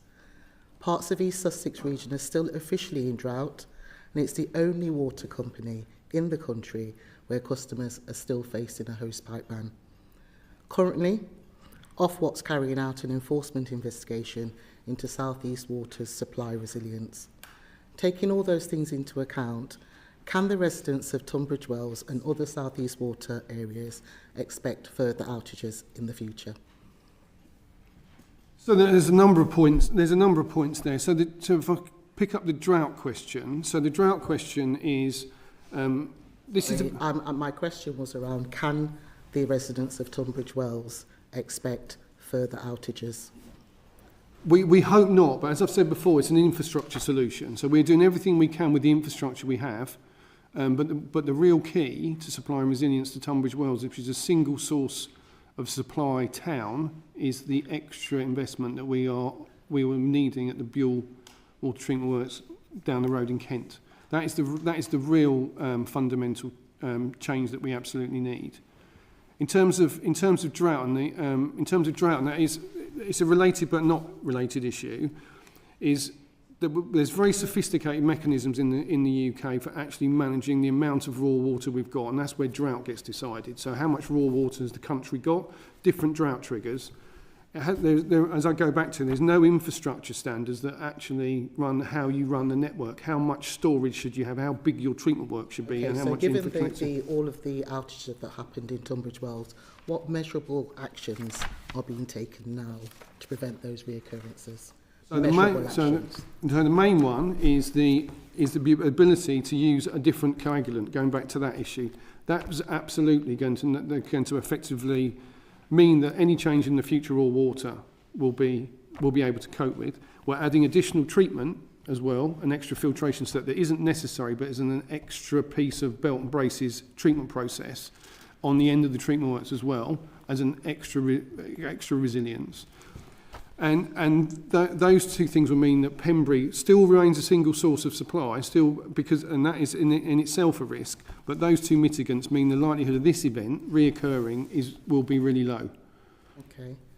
I've got another couple of questions for you. So talk us through what proportion of the PR24 settlement is being allocated to resilience upgrades, so with specific plans in mind. So resilience was our key theme in the investment plan that we put in at PR24. If you read our business plan, it's almost the headline strapline, is we need resilience in Sussex and Kent. So in our original business plan, we put in 300 million of necessary resilience, which is in effect bigger treatment works, more storage tanks, so treated water storage tanks, not raw water reservoirs, and interconnectivity with mains. So we want to be able to move water, like from Buell to Tunbridge Wells. That kind of movement was in the plan. Ofwat ended up funding 60% of that 300 million. And we've now, because we need it all, it's absolutely essential, and I go back to my sort of mission, we've taken that determination to appeal at the CMA, and they've now funded more of it in their provisional determination, but we are still striving for that 300 million. I think it's absolutely essential that the infrastructure is in place. It's infrastructure that solves this issue. Okay. And how do you think that those upgrades that you've spoken about will materially reduce the outage likelihood within 6, 12, 24 months? So infrastructure takes a while to put in place. So we will concentrate, as we have done on all of our sources, which are single sources, trying to stop the source from failing as a primary after that period. So 27, 28 on the Buell scheme. when you have two treatment works supplying a single group of customers, that group of customers can only be affected when both treatment works fail at the same time. So the odds of that happening are astronomically higher, lower than they are if it's one single works. So it disproportionately improves resilience when you have an alternative water source to the same group of customers. Okay. So do you think that the improvements that are in place are enough? The ones we've got planned, and if all funded, are definitely enough. We've spent a number of years refining those plans and ensuring that resilience is in place. My final question to you is, will you commit to publishing a verifiable resilience plan so Yes. that everybody's absolutely clear? Absolutely. We've got resilience plans for every part of our business. That formed the underlying investment requirement we put into our business plan. They were built on regional area resilience plans, and the Tunbridge Wells one is part of the Kent one. And very much that's how we've built up the investment in the first instance. And do you have a time frame for that plan? So actually the resilience plan goes over 5 years, but it goes much longer than that because we anticipate climate change impacts going forward. Is there one in there already, or are you going to do one? We've got a plan in place, and we've started the investment. When does that end? 2030. All the schemes are finished by 2030 within the current 5-year plan. It's a new one then? Yeah. So 2024, we created a resilience plan, went into our business plan at the same time. Thank you. Terry, you wanted to come in. Yeah, I just wanted to follow up quickly the point about future preparedness, because I think actually anybody watching this, particularly that live in your area that you serve, will be particularly worried about the future. And it seems to me that the risk assessment process worked because the evidence is clear that you internally as a company, you were fully aware of the risks, and external organisations flagged concerns as well. So the risks were known. But the risk management process was clearly inadequate because despite there being a high likelihood of risk, the preparedness was poor. I mean, I was quite surprised by pre-approved sites not being available or not being suitable, for example, with the drinking water. And the comms strategy clearly did not meet the occasion on this particular incident. So you've spoke about what you're going to do in terms of future resilience planning. Could you perhaps try to seek to reassure us? Because how are we as a committee, or more to the point, your customers, going to have any confidence in your ability to deliver that resilience plan? What's going to be different? Well, this resilience plan is about infrastructure, and the industry and South East Water are well versed in delivering infrastructure. We've been delivering millions of infrastructure over many years. We've just built a treatment works actually in another part of Kent, about to go live in Aylesford. So that's a huge piece of investment we just finished. We just started Broad Oak, which is a new reservoir, much needed in Kent. So we're very versed in delivering this infrastructure, and it's very much now a priority of our business is to now put this resilience infrastructure in place as soon as we can. As soon as we can, within the planning constraints of the UK, which do sometimes delay stuff, but massively within in the focus of the business is to get this infrastructure, as we call it, in the ground. Henry? Right. After everything that we've just heard, right, the fundamental point for your customers is that there's going to be a 38% rise in their bills. And so by 2030, it's going to be about £339 after inflation. So in that context, perspective, your performance, your company's performance, the people that are picking up the tab are your customers. Does that sit well with you? That increase you've referenced is effectively the increase to drive that investment. It's the increase to drive the investment in the infrastructure in the South East, which has been underfunded for decades. Well, why do you think it's been under? I mean, you touched on this at the beginning, though, right? But you've spent more on dividends and servicing debt over the previous 2 years from 2023 than investing in the infrastructure. The numbers are you paid 156 million in dividends, paid 72.8 million in interest, while servicing 1.4 billion pounds in debt. And you in terms of that's more than what you've been spending on your infrastructure. So there's been clear financial mismanagement. And again, the people that are picking up the tab are your customers.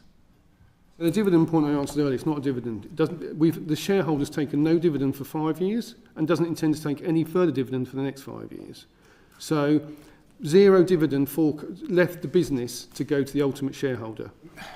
It's not for now, but it would be helpful for the committee to understand, that instrument, whether it went into another holding company, and also if your shareholders are providing funding, what they're charging you for that funding as well. We can certainly provide that, but then we've no dividends left the business to go to the ultimate shareholder. But there might be a perception that your shareholders are charging you what might be considered a very profitable rate of return on the funding they're providing you. So, sorry, No, we await your correspondence with interest. Right, yes, we will follow that up with correspondence. Mr Hinton, I suspect we could probably carry this on all day, but we have other business in Parliament. So, for the moment, I can thank you for your evidence to the committee today, and we shall doubtless return to this at some point. We do have a further witness to bring this morning, so I'm not going to suspend proceedings. If we can have a swift changeover at the front of the room, and we thank you for your attendance today. Thank you. Just remind my colleagues that their microphones remain live.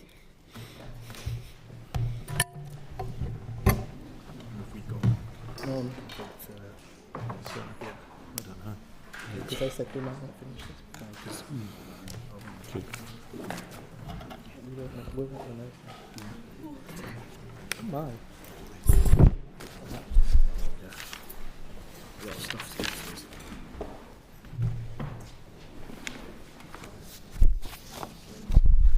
Right, Marcus.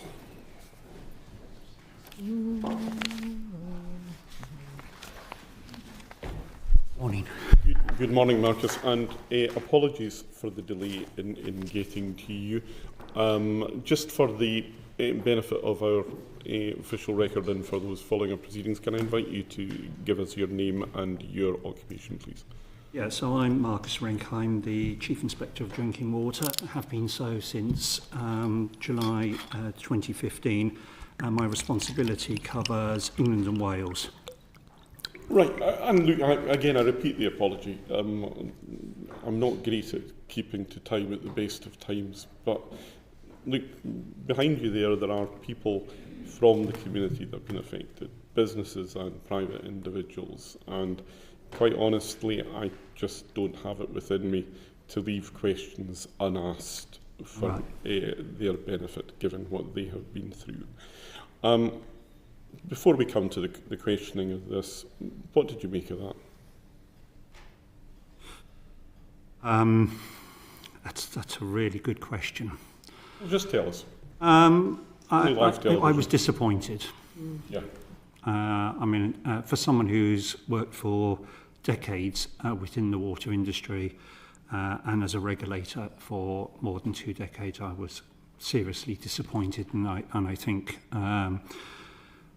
it's a real shame that this has occurred, and it leaves a black mark on the water industry. Just academic interest here. What was it that disappointed you most? Was it the failure to accept responsibility, or was it the failure to treat businesses and customers fairly? Well, look, drinking water is central to society. It's a primary objective. Customers quite rightly expect drinking water to be provided all the time at the appropriate quality, at top quality. We pride ourselves in this country for producing top quality water. We lead the world, and we shouldn't have a member of the team letting us down or their customers. Right. Look, we do have questions which we have considered ahead of your appearance here today, and we will push on with these as fast as we can.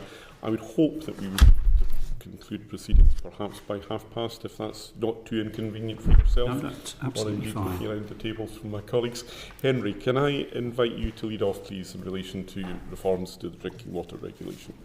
Thank you, Chair. I think we'll just start with the elephant in the room, which is that government said it's going to abolish the Drinking Water Inspectorate and create a new integrated water regulator. So I just wanted to ask what the sort of challenges and opportunities from your perspective this represents for future drinking water regulations. Yeah, I mean, it's probably worth understanding that the Drinking Water Inspectorate is quite unique in the world. We were created in 1990 on the back of some serious incidents within the water industry, most notably the Camelford incident in 1988. You can look back on Hansard, and in 1989 the creation of DWI was debated as a solution to prevent incidents such as that happening again. In that year, in 1988, we saw both Camelford and Cryptosporidium in Swindon, which were some of the largest seminal moments within the water industry. We are an organisation that's been copied. Certainly, you can look at, as an example, in New Zealand after the event where there was 3 deaths. The judicial inquiry that followed on from that also felt that there should be a chief inspector of drinking water, and since then they have created one. So there is something about having a highly specialist team, which we are. We are specialists in respect of academic and industry specialists. Most of us come from the industry, so we are poachers turned gamekeepers, and that's hugely important. And that is a skill which has made us remarkably successful over the last 3 decades, in so much as reducing the number of incidents. Sadly, we still have incidents, but also increasing our water quality to a world-leading level of water quality. Just thinking about if we go forward, obviously the proposal is to have a unitary authority, or dare I say, sorry, a unitary regulator. I correct myself in that respect. We feel that the recommendations of Sir John Cunliffe were strong. I'm eternally grateful within his. I am very grateful that he recognised DWI as being a supremely excellent regulator among what was and is a difficult industry and a difficult regulatory set. He therefore recognised that there should be a number of things that we need to take forward in terms of maintaining the identity of DWI, in securing the Chief Inspector, and I would fully support that. Some of the risks, I would argue, would be, for instance, the loss of the DWI identity, the excellence, the agility that we have, our effective organisation and expertise. If we go into a very large body, the fact that we're quite small, we're so expertise and we're so specialist allows us to be very agile and have experts who need to respond to such incidents as we've been talking about this morning in South East Water. Nevertheless, there are some advantages. There are clear tensions between the regulators, between Ofwat, EA and ourselves. So, for instance, the abstractions licensing by EA for water resources can have a severe impact within drinking water resources, and that in turn can have an impact upon the water company supplying water. So, for instance, we have Duxford, where changes in water sources licensing impacted the abstraction, and that resulted in the changing risks associated with PFAS, for instance. We see changes in licensing arrangements within South East London, for instance, which will impact the resilience of London, driving some of the requirements for the larger treatment works to supply more people. So the advantages really would be that if we have an integrated regulator, we can look at the source to tap to sink, sink to sea, and then work out the whole water resources management from abstraction to treatment to delivery. And that would allow us to align our water safety and sufficiency planning and our long-term planning with the water resources management planning, because we may well have some influence within that, notwithstanding we follow the recommendation of Sir John to have parity of DWI within the new regulator. It wouldn't serve a purpose if DWI didn't have a tripartite or quadripartite stake within the new regulator, because, as we can see, drinking water quality is people's highest priority. And if we don't have that equal standing, then the issue would be that there would be a loss of what is really important. The other thing, of course, is that that closer working relationship with the financial regulator. For instance, we deal with not just drinking water, but we deal with cyber security as well. And we're responsible for security and emergency management. So that's the emergency response under the direction of SEMD, which brings into play alternative supplies and the duty set upon the company to risk assess and respond appropriately. The examples we've seen this morning were far from excellent, and did follow on recommendations of an audit of ours in April 2024, which focused on the inadequacy of the preparations of the company following incidents in 2023, 2022, 2018.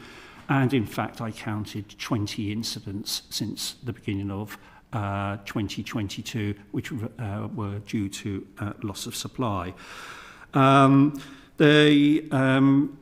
As we can see, there is increasing challenges in cyber security as well, and that allows us to have a more direct influence in some of the strategic long-term systematic planning of the industry, because we believe in our long-term planning guidance that actually you should plan for 10, 20, 30, 40 years for future generations.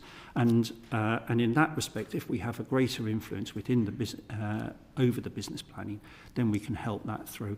We can also lend our expertise to perhaps guide where companies are perhaps putting things in their business plan which is not valid or is valid. Perhaps we can bring some credibility, our values and culture in that. I would like to bring our credibility. We're seen throughout the world, nationally and internationally, as a highly credible organisation, one that's copied and one that's listened to on an international stage. I think we would probably benefit from the extra resourcing. We're a very, very small organisation, less than 60. When you compare us to, for instance, Ofwat hired more than double the number of staff DW has in its entirety in the last year alone, for instance. So for us, that would help with our resourcing, which has been quite challenging. Hopefully also that brings with it trust, transparency. One of the issues around regulation is that people no longer trust regulation and regulators. They don't see us as being trustworthy. I completely understand that. That needs to be fixed. Maybe we can help with that.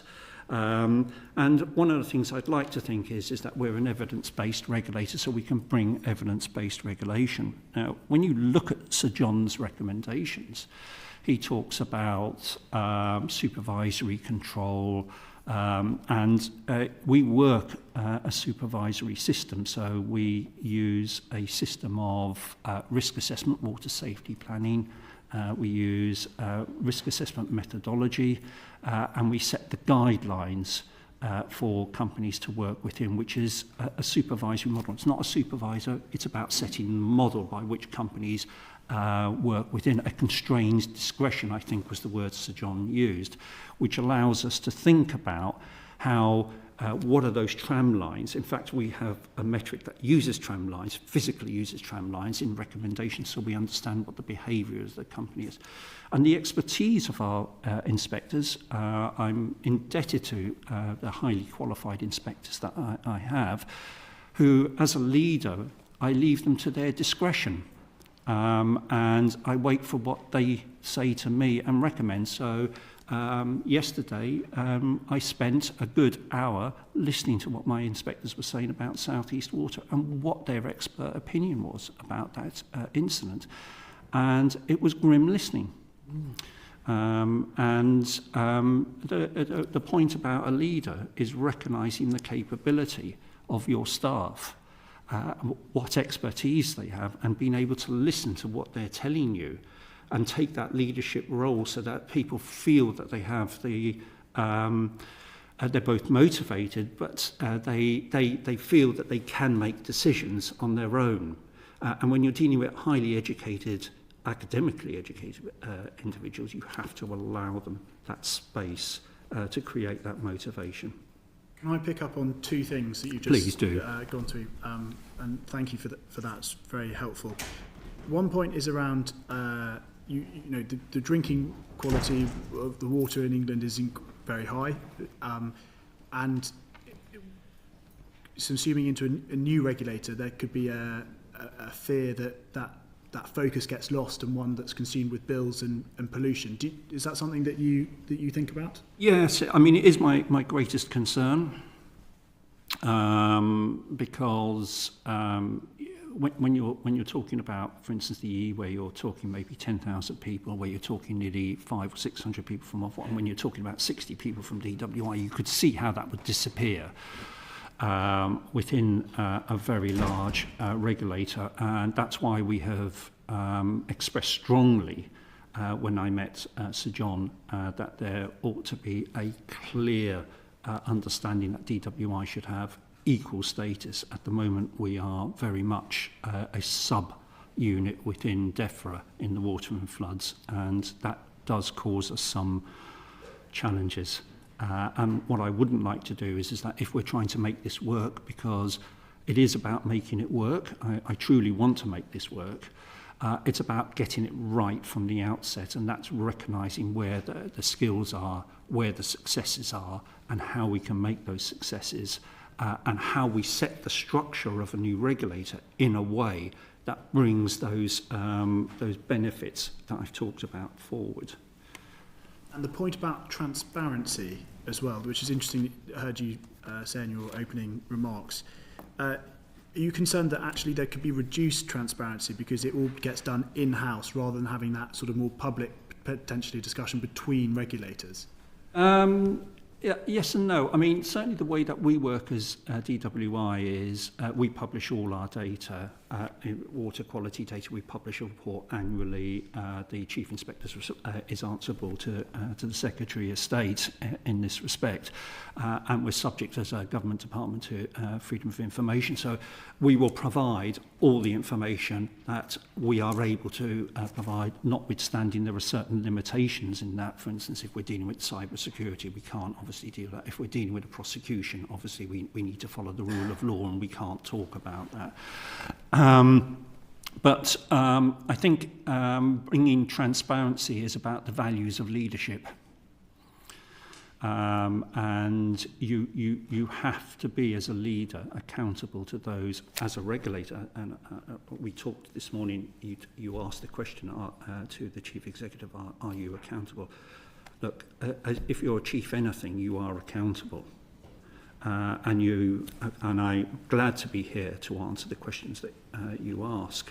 And therefore, that is about being transparent. And I'd like to bring that into any new regulator. Thank you. Can I move on to the future risks? So the sort of compliance of risk index, the CRI, and it's going to be tightened over the next 5 years. And Ofwat said that that's going to have significant challenges for operators, which when you think that there are 6 companies that have failed to meet their target every year since 2020, maybe that fear is warranted by Ofwat. You've also got issues around climate change and legacy contaminants. What do you think are the biggest risks to drinking water performance, and what do you think the new regulator needs to do in order to address those? Yeah. Okay, so this is A big, it's a big question, isn't it? we can break it down. Yeah. We can break it. Let's break it down. With nitrates and extreme weather events, in terms of that making water treatment more expensive. Yeah. So do you have an idea about, because that was one of the things that we talked about at length with Southern Water, about South East Water, about how it was all about investment, about the need for investment. That was something he kept coming back to. Do you have a sense DWI about how expensive these costs will be for bill payers and whether they can be avoided? Okay, well, let's go back first to what are the risks, what are the future risks, and then maybe we can talk about some of the follow-on questions there. So look, you're right. I mean, certainly climate change is a major issue for us. The reason is because of the changes in water quality, the raw water quality, which is inherently making it more expensive to treat because it becomes more difficult to treat. The water availability is reducing, and therefore we have to move or potentially move water around. So climate change as a whole will have an impact. There are obviously population challenges, so we do expect an increase in population, and that's increasing the amount of water consumption.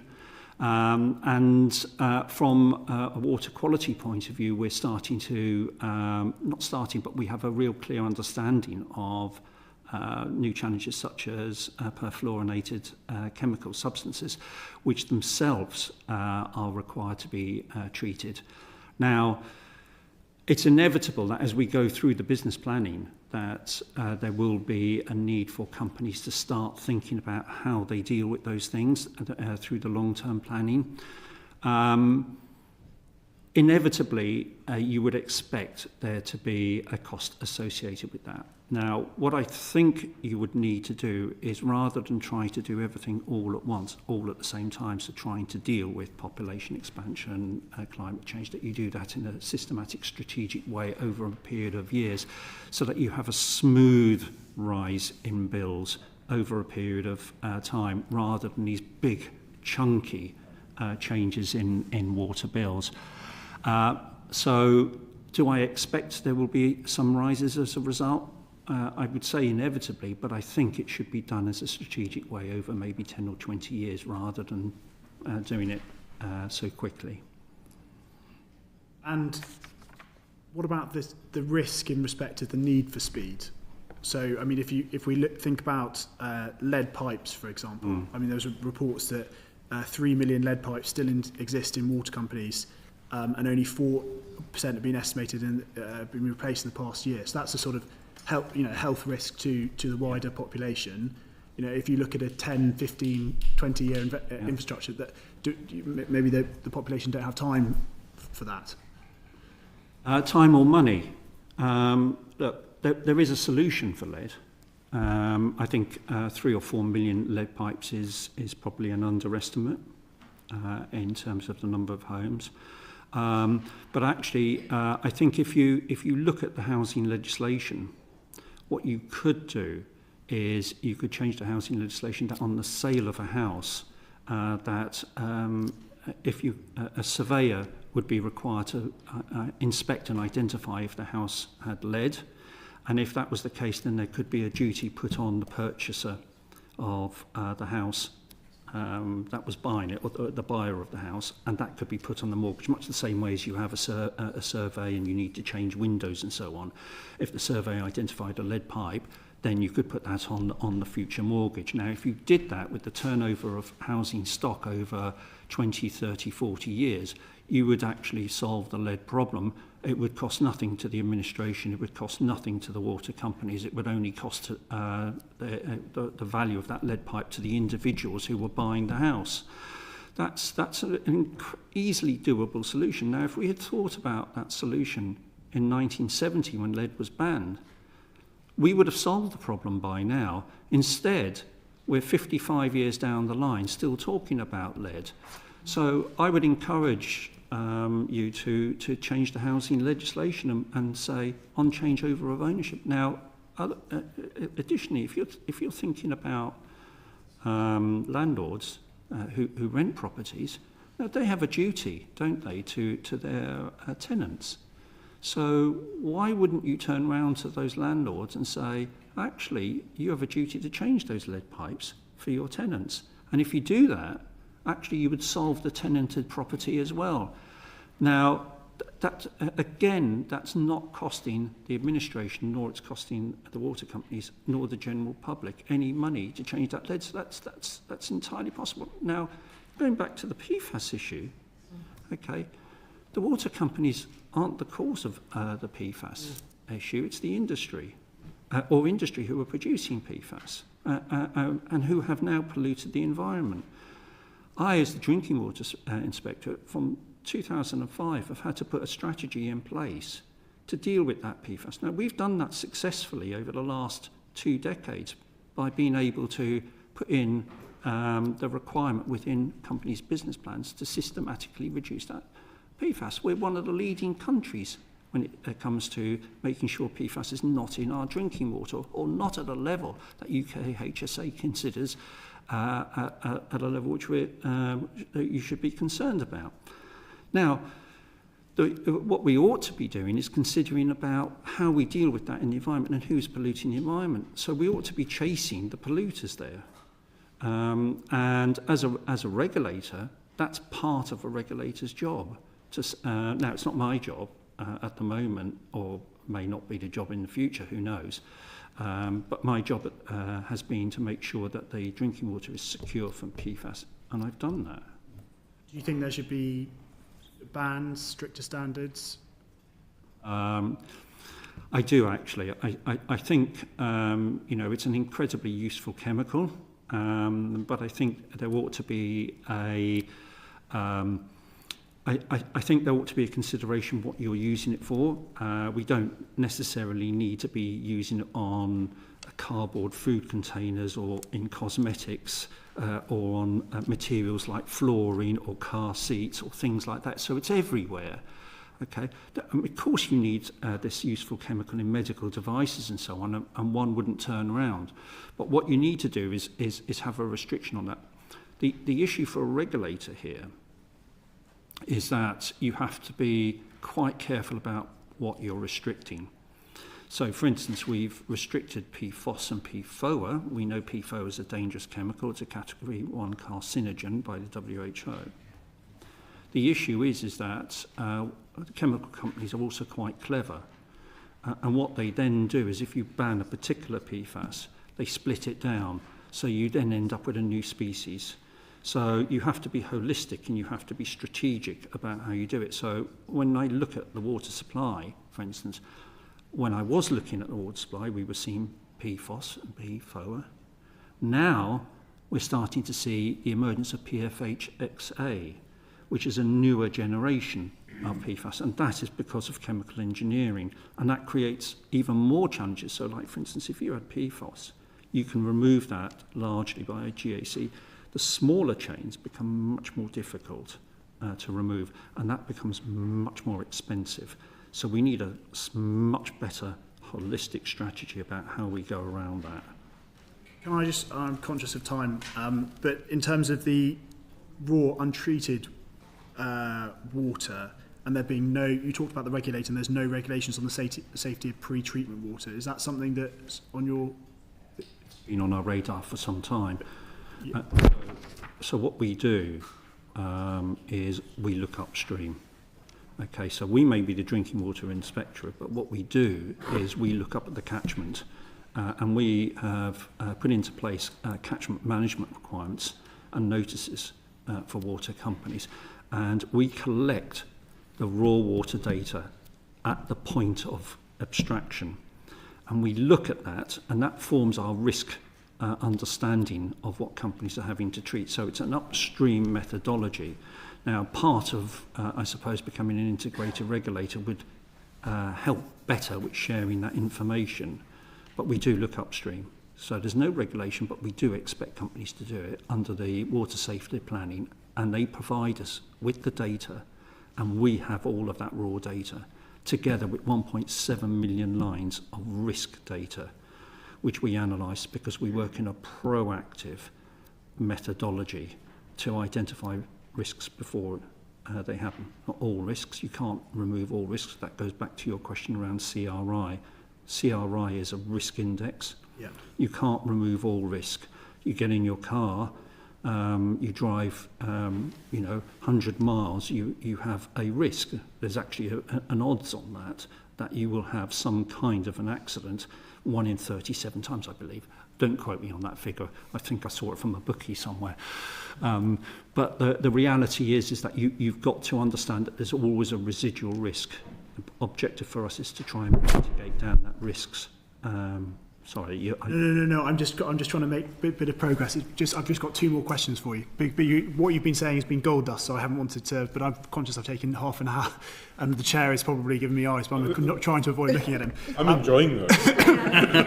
Can I ask quickly about microplastics? Yes. In respect of there not being any standards, I appreciate the WHO don't.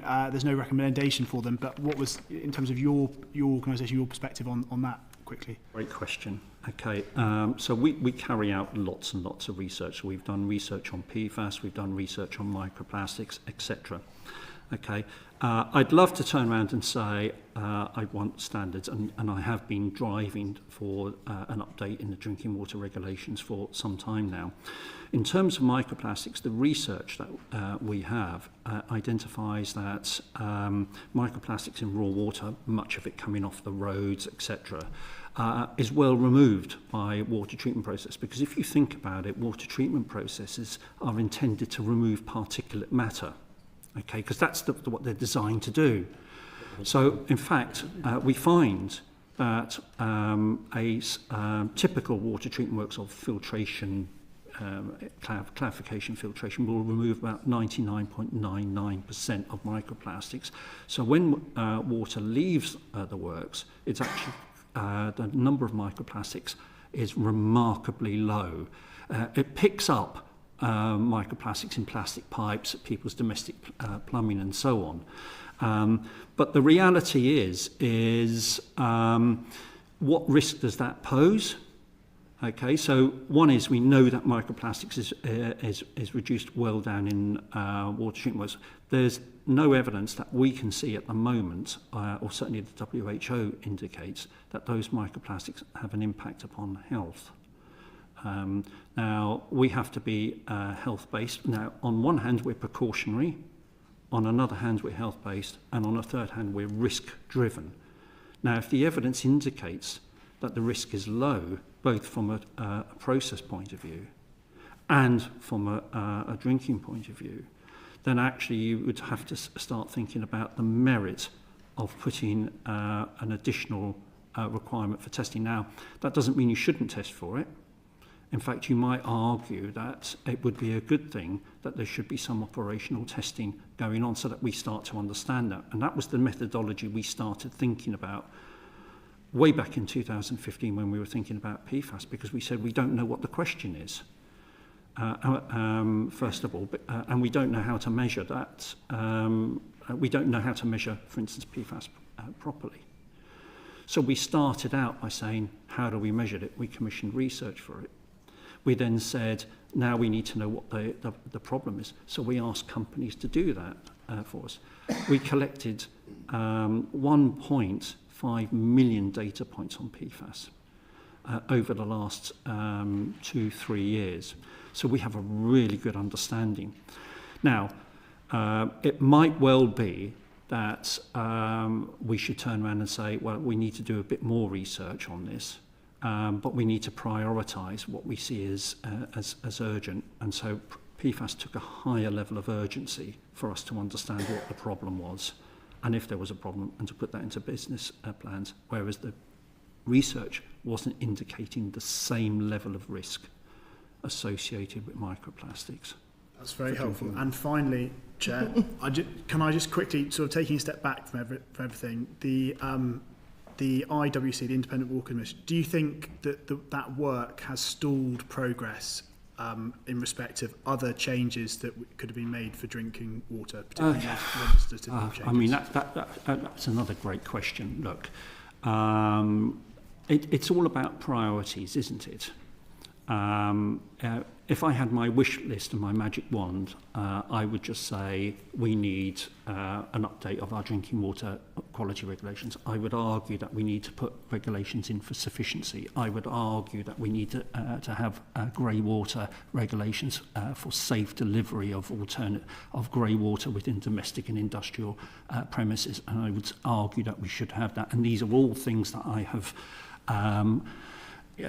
mentioned, said, written to the Secretary of State about that we should be doing as a regulator from a strategic point of view. Do I recognise that there is a crisis within the water industry and a crisis with regulation? Of course I do as well. I think the Independent Water Commission was an important piece of work. And because of that, it's necessary sometimes to deprioritise other areas. I'd love all of our stuff to be done straight away, but sometimes one has to be realistic about things. So, has it stalled it? Maybe. Is there good reason? Probably. Am I patient? I definitely am. Thank you, Chair. Thank you.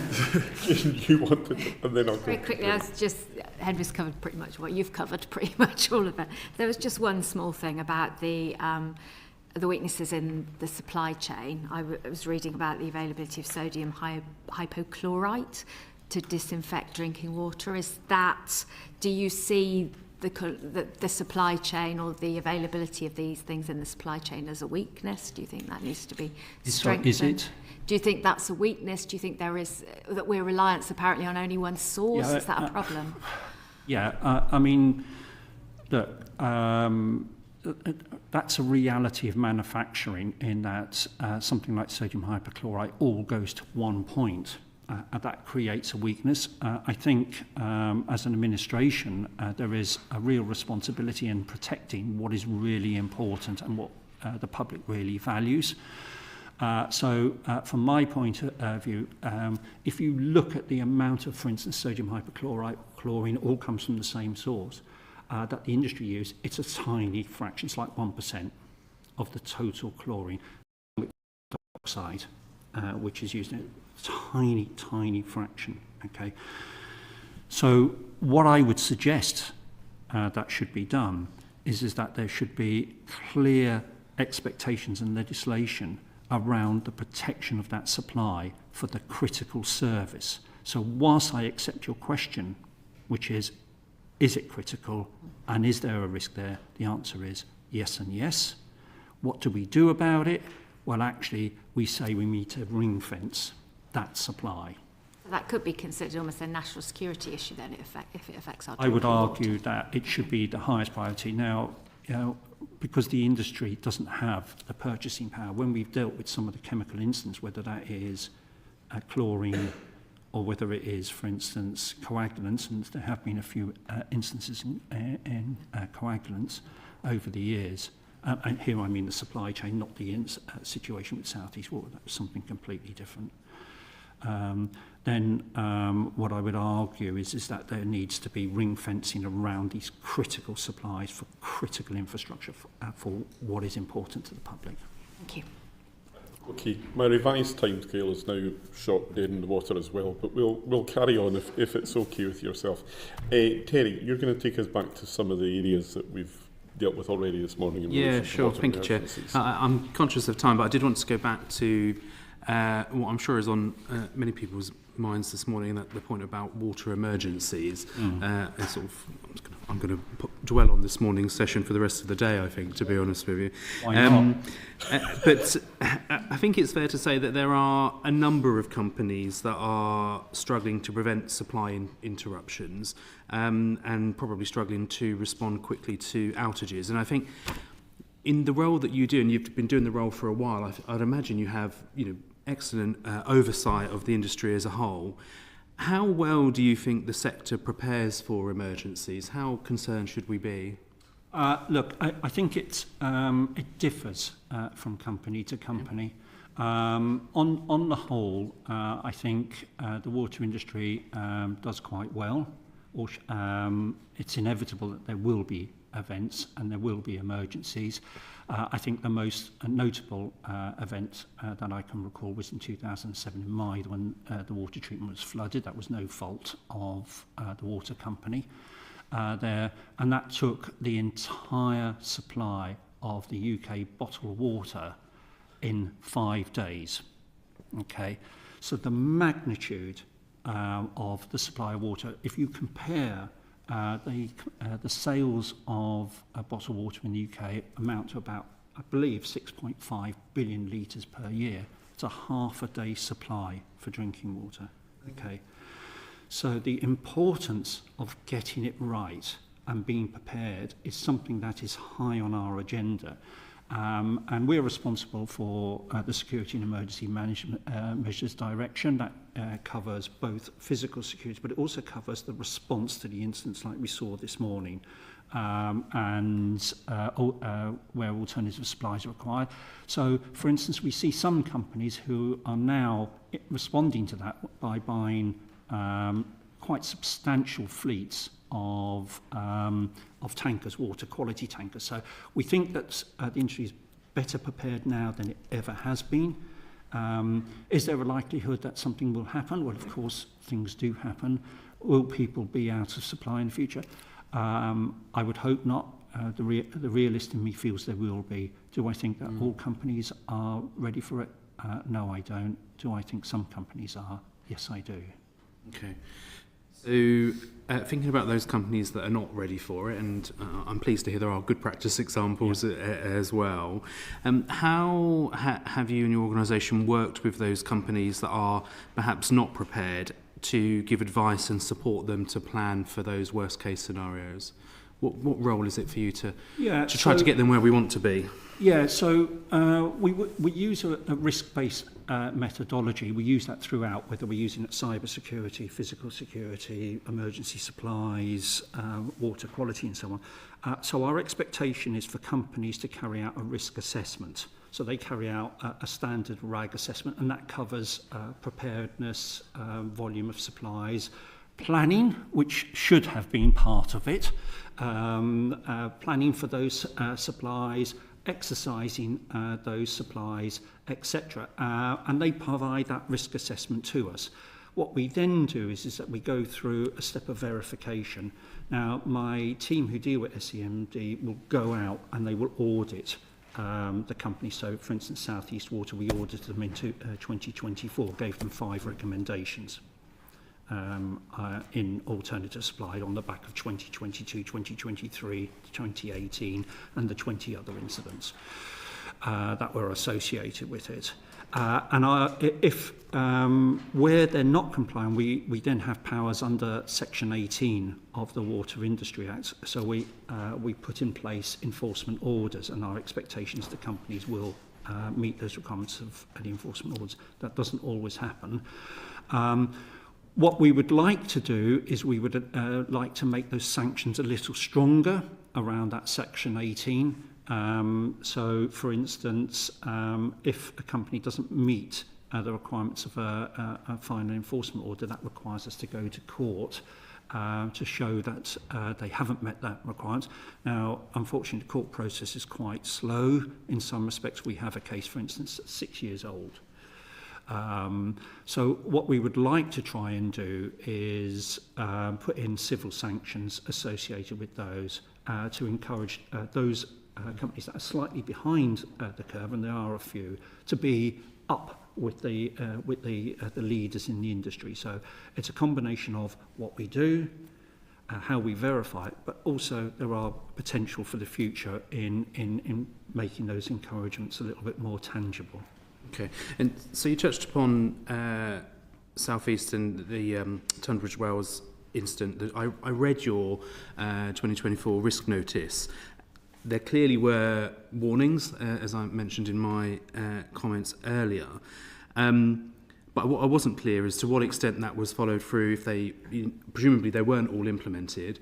I wasn't sure if you got to the enforcement notice stage on those specific incidents. So why weren't you able to sort of enforce the necessary changes that you clearly identified with this particular one? So, I mean, we do rely on companies to take certain actions, and I mean the situation in Tunbridge was in Pembury Works was a classic. I mean, if I had lots of time, I'd explain it a little bit more to you. But the reality is, it shouldn't have been a surprise. Okay, there was nothing unusual. Okay, about this works. There was nothing unusual about the turbidity upstream. There was nothing unusual about the source water. There was nothing unusual about the alkalinity pH. Nothing unusual about the level. In fact, there was absolutely nothing unusual at all. Even the chemical, there was nothing unusual at all about it. So the issue for us is, why did that go wrong? You know, if there was nothing unusual, why did that go wrong?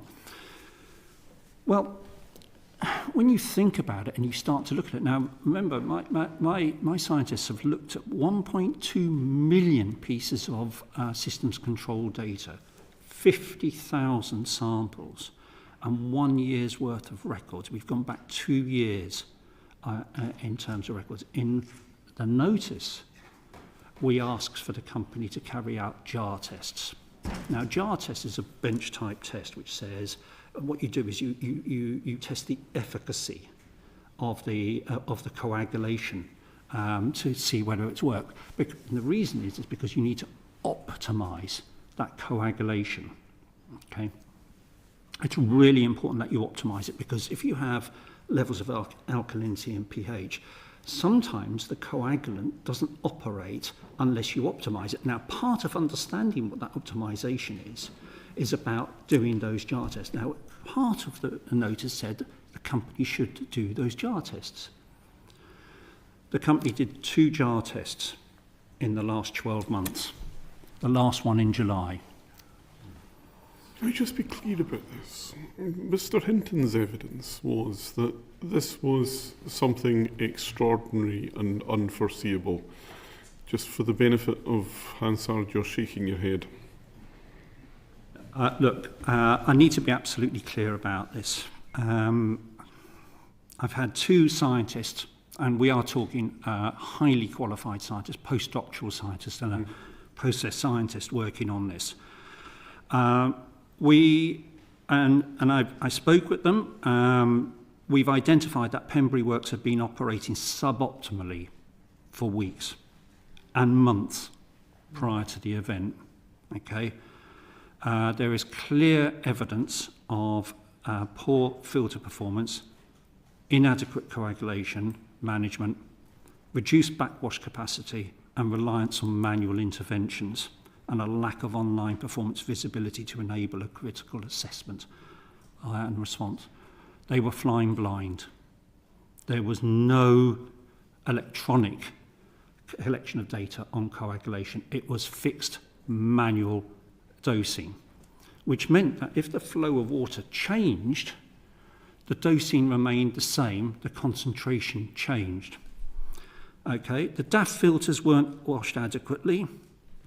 The backwash system was had a passing valve into the dirty wash water tank. From January of the site was shutting down following a GAC wash. As I've said, the chemical dosing wasn't visible on SCADA. The lack of online data for coagulant flow and dose means that there was no way for the site operators to notice or intervene for coagulant dosing injector blockages should they occur. They had no idea. The process scientist responsible for the site wasn't available. They were sick.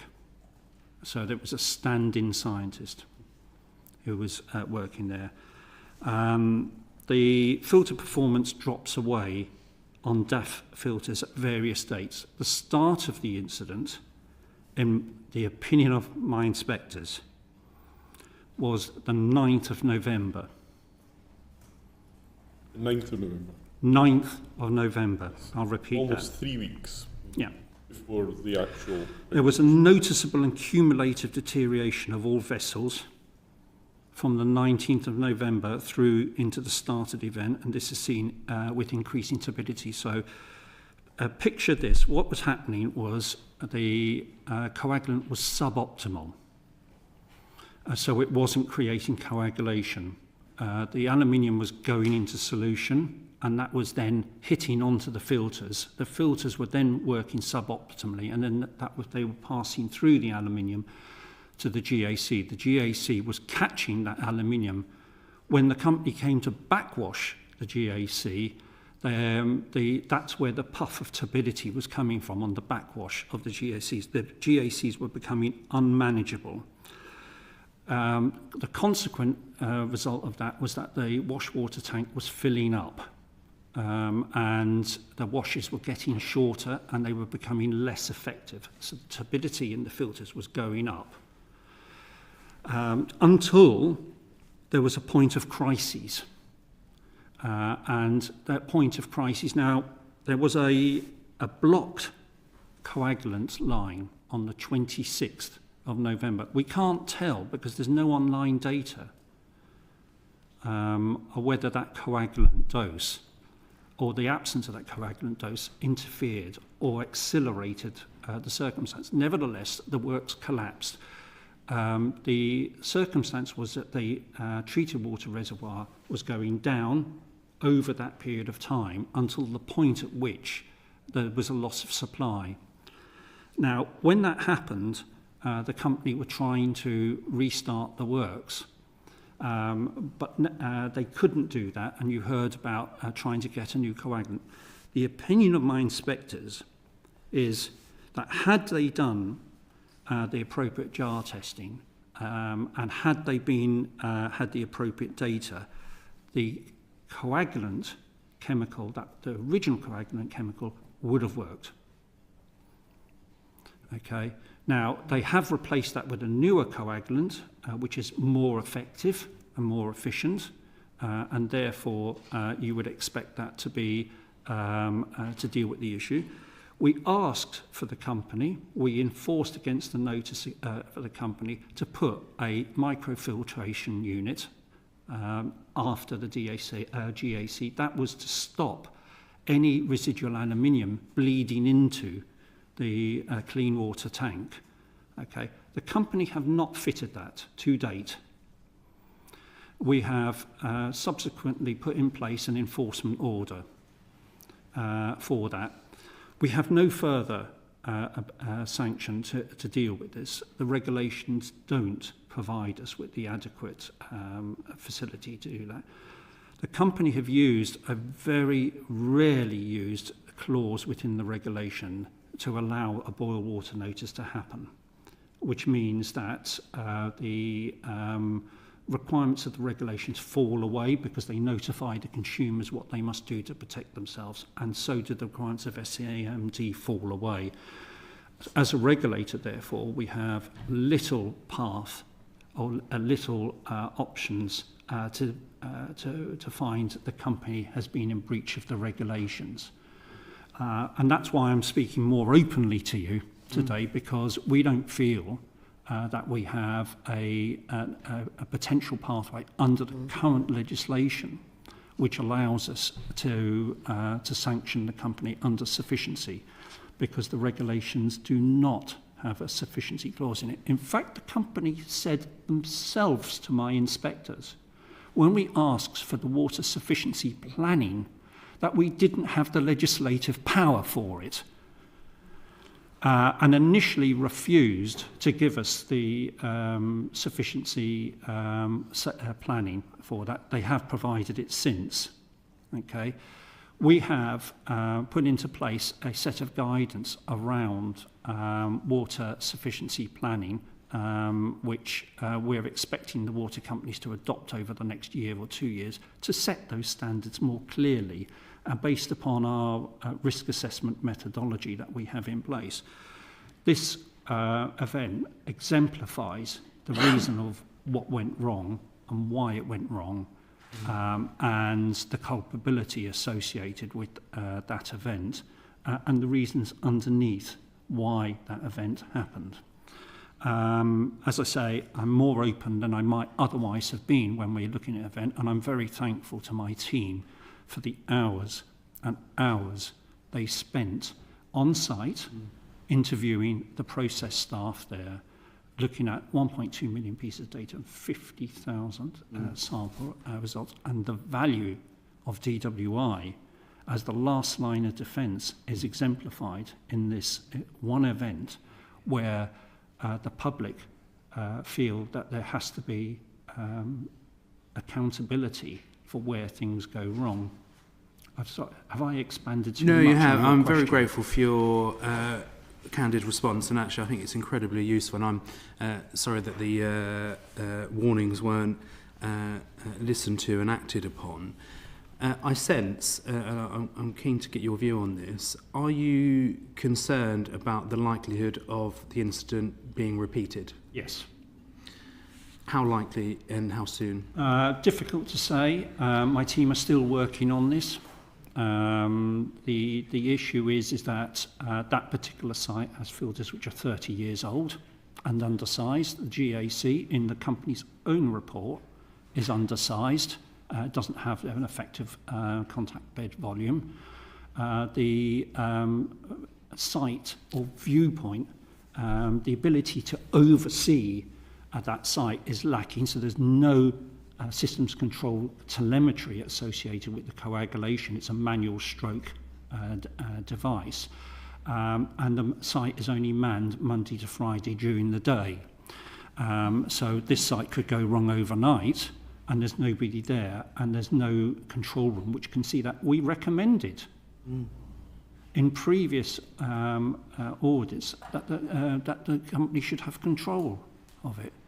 We recommended after the 2022, 2023, 2018 that the company should have a system, a response system which takes into the learning.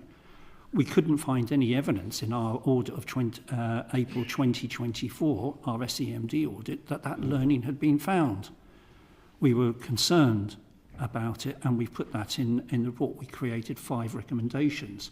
One of those was to carry out testing and exercising the very things that you were asking this morning about rolling out the response. And we'll put that in our report.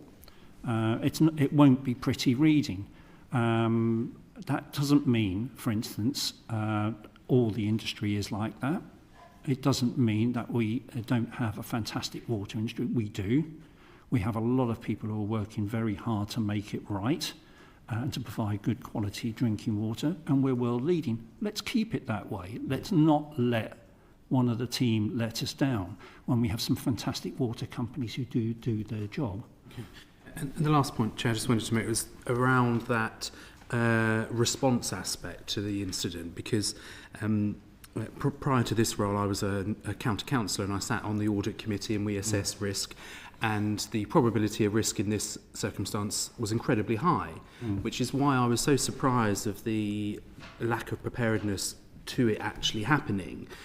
What role do DWI play in that sort of response to an incident, and guidance and support that you could provide? And do you think, given that the likelihood of an incident happening, that their response was adequate? Well, let's go backwards to this question. Was the response adequate? No. Okay, we said that their response wasn't adequate the last time. Okay, and it still wasn't adequate this time. Just go back through your question again.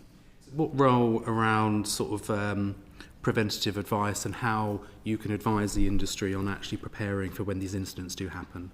Yeah, so as a regulator, we have to be slightly removed, but we do put guidance out in terms of security and emergency measures. There is guidance that sets around how much they should supply, so 1.5% of the population. There is guidance about how much water they should provide, i.e. 10 litres in the first 10 days. We will look at that, so we do provide that guidance to water companies, and our expectation is they follow it. The issue in this instance is that companies don't always follow the guidance, So, for instance, we had companies were under an obligation, South East Water was under obligation to have a risk assessment. They carried out a risk assessment themselves. It was all green. We audited them, and that risk assessment changed after we audited them both for SEMD and water quality. So there was an element of risk normalisation. Yeah. In both aspects, the advice that you gave around preventing the incident happening completely was ignored, but also it sounds as if your advice on what to do if it were to happen seems to be not acted upon either. Yes, is the answer. Yeah. Thank you very much. Thank you, Chair. Thank you. Mr. Rink, can I just be clear about this? You've given us a very detailed explanation about the conclusion of your investigations, your inspector's investigations. So the committee now has a clear understanding of that. Had you shared that with South East Water before today? No, because large parts of the information were from South East Water themselves. They provided their 20-day report to us, which didn't contain much of that. Where that information has come from is from the company's own data. It's come from us visiting their site twice with our inspectors. Are you satisfied with the level of candour and cooperation you've had from South East Water? Oh, it's a great question, that. That's what we do. Look, we're a tiny organisation, and it takes a huge amount of our resource to respond to such incidents. If you think about it, where I've sent 2 or 3 staff and SAMD 4 staff, we're almost, and where I've had support staff, that's about 10% of my staff to deal with this one incident. Okay. Now, we don't have a huge amount of resource, and there's an expectation that we do more of this. What I would prefer is for the companies to be more open about the information they provide. We shouldn't have had to go out and find that. Yeah. Okay. To be clear, you've joined up the dots. South East Water provided the dots, if I can labour the The information was available to them. Yeah. I'm left feeling that the committee perhaps has been approached today by South East Water with a lack of candour. Tell me in your professional opinion if I'm being unfair to them. So I think at no point have you been unfair. Thank you for that. Josh, drinking water quality across the water sector. Yeah, I'd just like to say thank you, Marcus, for your time this morning and this afternoon, and thank you for your candour and your responses. I think your evidence is really genuinely going to be very, very useful to us. As you said, against a backdrop of a sector with a lot of problems, the quality of public drinking water has remained consistently high over the years. I think your most recent annual report showed a compliance of 99.97%. And as you said, Britain is a world leader on this. What do you think sits behind that success? What are we getting right on this? What are we getting right? That's a massive question, okay. How do I condense this down into about 30 seconds? Look, it's a combination of knowledge, skills, expertise. It's a combination of the values that people have within the industry. Honestly, I go into the industry, the people who work in the industry are genuinely great people. They work hard to provide a service. I think there was a comment earlier on about you should never look at the people within industry and deride them or put them down, because they will have spent their Christmases, this Christmas, this New Year, trying to get it right, and these people in South East Water will have been trying to get it right as well. So there's a willingness to get it right. I think there is something about our regulatory structure, and I would say the water quality regulation, that we've got this right. Because we have a very clear system of proactive, risk-based, data-led, expert regulation, which drives the company to achieve the standards that we set. We're really clear about it, and as a set of regulators, we are experts. In fact, I would argue that the 2 experts I sent to South East Water were more expert than South East Water experts, because they were able to see the absence of optimisation. In fact, when I spoke to my inspector yesterday, she was animated about the fact that it couldn't be seen. So it's a combination of good regulation, excellent regulators, and companies willing to do the right thing and have the core values. Now, for the majority of companies, that is the case. They want to do the right thing. That doesn't mean you, as a committee, shouldn't exert that pressure. You're absolutely right to be exerting that pressure, whether that be on a company and whether that be on me as a regulator. I welcome being held to account by this. So I think our excellence is part of the system we have here. This accountability, this transparency, but we've got it right. But we've got to make sure that we don't take our foot off the pedal, because if we do that, we'll go backwards. Absolutely, and I think it is great to hear that we've got some of the best minds holding the water companies to account and keeping them honest. It is concerning that whether through incompetence or a lack of transparency that you are uncovering, even with a small team, instances where things aren't being done, that rigour isn't there when it should be. And just looking at that other side of the picture, the sort of 0.03 non-compliance, we know that since 2020 there's been an increasing number of water quality events where tap water was likely affected. I think the number of incidents is higher at this point than any time in the last quarter century. So why do you think we're seeing those numbers rise? Are there any trends that you're noticing that we need to be aware of and focusing on? Right. Look, if you have an expert regulator who knows what they're doing, really knows what they're doing, you can't push it under the carpet. So, what we do is we rigorously identify from 4 million data points where the risks are, and we go out and find it. So if you go to look for it, you find it. So what you're seeing is a residual outcome of the methodologies that we're using to find where there are shortfalls so that you can't push it under carpet. And that's where the expertise is so important. In terms of number of incidents, the number of incidents doesn't actually reflect the true improvement in the industry. So, for instance, if you look at cryptosporidium, now we've had occurrences of cryptosporidium in recent times, but if you think about it, you can name them where they have occurred. So we've had a recent one which you'll be aware of. But then the last one before that was 2012, 2007, 2005 and whatnot.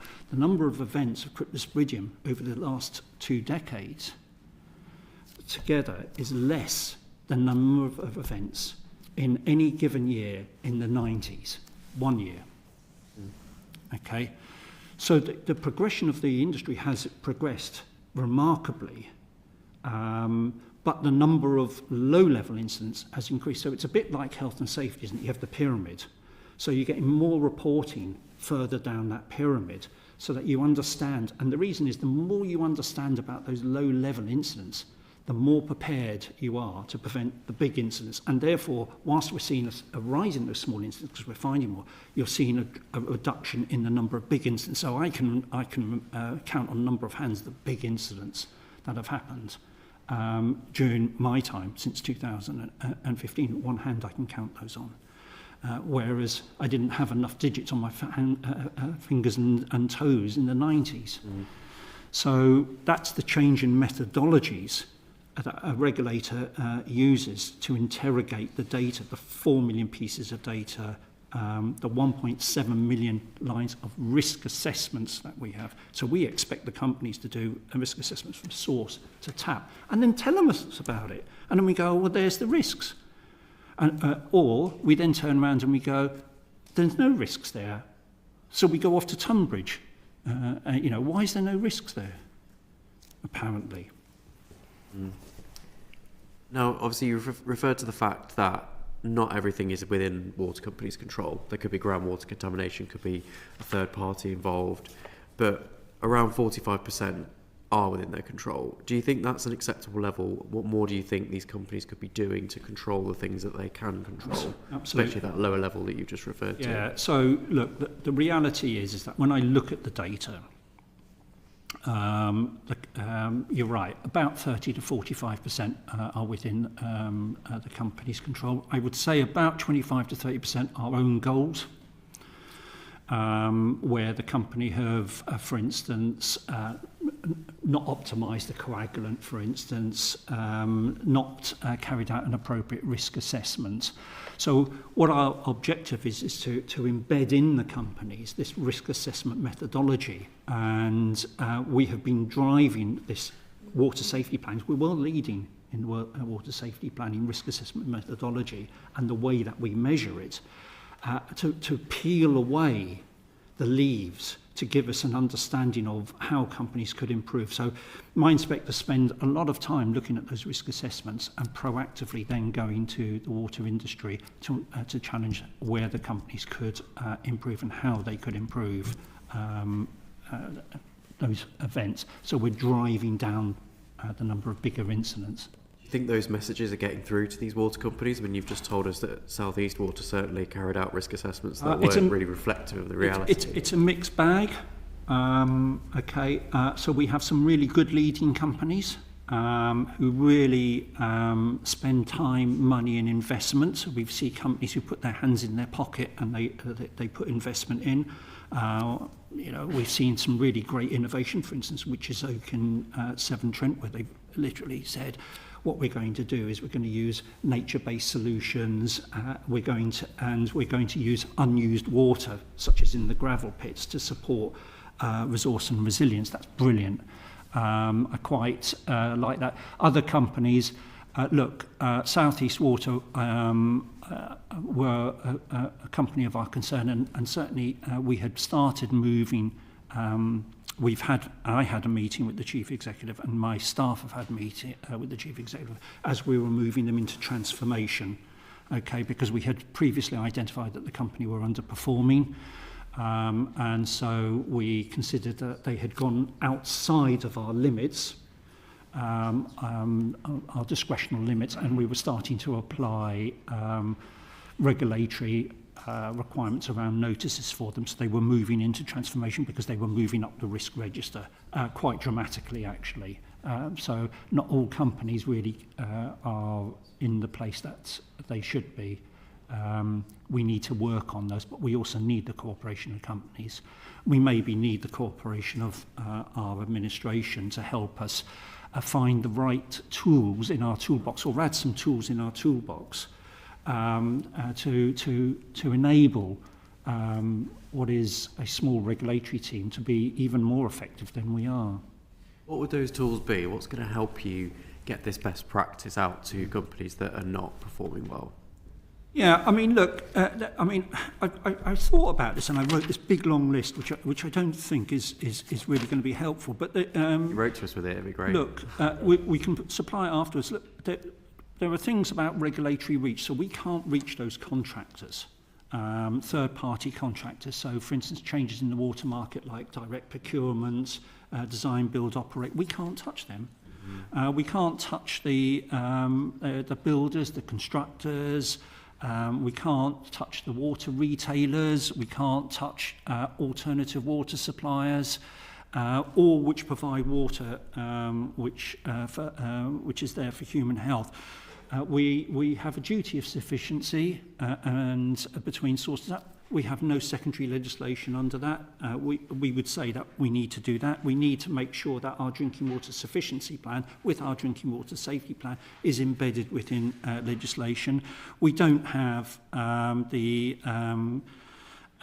necessary guidance or regulation under alternative water supplies, grey water fittings regulations. We don't have powers to prosecute under SEMD, the powers to fine under SEMD. We don't have the powers of entry to deal with security. Bizarrely, we have powers under water quality, but we don't have powers under security and emergency supplies. The water quality regulations are out of date. The powers, the fines, there's no civil sanctions available. There are no powers, for instance, for DWI to deal with local authorities and private suppliers, which are 1% of the population. The housing regulations, lead I talked about, we haven't got reach around a housing regulation or the grey water systems that are going in to make sure they're putting in safely. Some of the recharging, in terms of the fees we recharge, doesn't give the wide enough scope. Failure to comply with enforcement orders, we don't have scope to deal civilly with that. Provisions of spread and misinformation, such as, for instance, filter manufacturers saying drinking water is lousy when it's not, and then selling their products on the back of misinformation. Action to deal with pollutants such as PFAS, we don't have powers to deal with those. People, fluoridation, we can't enforce against fluoridation or lack of fluoridation or control of fluoridation. That's a matter for the Department of Health. We don't have the ability to define what wholesome is or what domestic purpose is. Drinking water quality, you need it for heating systems. Who thought of that? Okay, clarification on the prosecution lead, for instance, illegal connections. You've got people connecting into the water supply. Dare I say Clarkson Farm connected into Thames Water as an onward distribution for his pub with a deal with the local farmer. He did, I understand. Allegedly. It was in the programme. It was in the programme. So there's no powers around that. Companies are the regulator for fittings. Would you really? They are a regulator. There's a conflict there, might there not be, particularly if the fittings, if the company decided that there was an issue around that. Look, I can go on. Can I just say, the committee does its business slightly differently from other committees. Our inquiries never close. So I'm loath to say this because I'm enjoying every second of this. But if you wanted to give us a full detailed note of that, we can certainly take it on and make very good use of it. My great team at the back there will be happy to follow up on all of those things. Right. Can I just pick one final point up? It's something that you mentioned then, Marcus. Obviously, I can tell that you're a man that deals in facts and data, but we know that perception can often be just as important, and public perception of the safety of our drinking water is on a downward trend. Yep. Perhaps it's a symptom of kind of declining trust in general in institutions in this country, but we know that that's happening, and increasing numbers of people are turning to, as you said, bottled water, perhaps with the belief that it's safer, healthier, even has fewer microplastics, we've heard. To what extent do you think that's down to some of those high-profile water incidents that you mentioned, or do you think it's related to other things? Look, you're right. Okay, so drinking tap water, and let me get this right. I love my tap water, you know, and I will fill up my bottle. And when I go to an airport, I'll find the nearest fill-a point because I have real confidence in tap water. I hate using bottled water. I won't buy it, just on principle. Even if I'm dying of thirst, I won't buy bottled water. Okay, look, it's about confidence and trust. Now, if you have situations where you're being told something and then it turns out to be something else, look, any salesman will tell you, and I'm not a salesman, that it takes ages and ages to gain the confidence to make a sale. And if you make one mistake, that customer will leave on horseback. Okay. The issue is that customers want to leave on horseback, and they can't, and that creates a level of dissatisfaction. The issue therefore, is that companies, people lose trust in the companies. They don't believe what's being said. So there are a whole number of a plethora of issues that are culminating in that. So, for instance, things like storm overflows. So as the data has become more available for storm overflows, people start to understand. There is a greater communication between people to understand that data, citizen science and so on. and people lose confidence and trust. And when you lose confidence and trust, you lose confidence in drinking water. And that's where we are. And then, unfortunately, we have people who take advantage of that. So what we're seeing is a sharp rise in advertisements for under-sink filters, which, honestly, I wouldn't drink from, because you don't know what plastics that's been made from. They're not approved. And yet you have leading celebrities promoting filters. It's shocking. And you see it all the time. So what I would say is that as an industry, we've got to go further. We've really got to work harder, both as administration, regulators, companies, to bring that confidence back. Because when you look at the international figures from Yale and the Environmental Performance Index, we are among half a dozen countries at number one. So why shouldn't people be confident in their tap water? But it's a complex issue. It's a complex issue. And we need to work harder. I think you're right. In an age where there's more publicly available information on, as you said, things like storm overflows, I think and more misinformation out there as well on social media, there's a question for all of us how we can leverage social media to get the positive story out there that we have very safe, world-leading tap water. And we should be proud of that and confident in that. We should be proud of it, and we shouldn't let these incidents let us down, because when you look at the South East incident, that was by no means the biggest ever incident. It wasn't a huge incident. It actually should never have happened. Okay? So, when that overtakes everything, then we've kind of lost something, haven't we? Because, when you think about it, the first day I became Chief Inspector, we had frank law. Phone rings from the Chief Executive, Steve Marcus, I'm afraid I've got to tell you something. We got a problem at frank law. 670,000 people went on a boil water notice for 6 weeks. Okay? That was my first experience as Chief Inspector. Okay? Luckily, everything else has been a bit more simple since then. But when we're talking about an incident such as South East, that was a relatively small incident. It was big to the people. Don't get me wrong. Don't get me wrong. Those customers, those businesses were deeply affected. Okay, this was not a trivial incident. Okay, but in the grand scheme of things, it was relatively small, but it should never have happened. And when you have these incidents occurring, then the confidence of the public is lost. So our owners, it behoves us actually to make sure that we stop these incidents from happening. And part of that is deciding how is climate change affecting these treatment works. It wasn't affecting it in this instance. How is the increase in population? Are the treatment works undersized? Because we have examples of undersized treatment works that need to be dealt with. How do we deal with the abstractions? Because we're losing sight, the balance between abstraction and water supply. So we need to think about how that's done. How do we deal with the expectation of power showers and 140 litres that people are using, most of it which goes down the loo? So why aren't we thinking about catching the rain that falls on our roofs and using it? What about data centres? Why aren't we thinking about where we get the water from there? So one of the things I said is don't think about where the next water treatment works is. Think about where the wastewater treatment works is.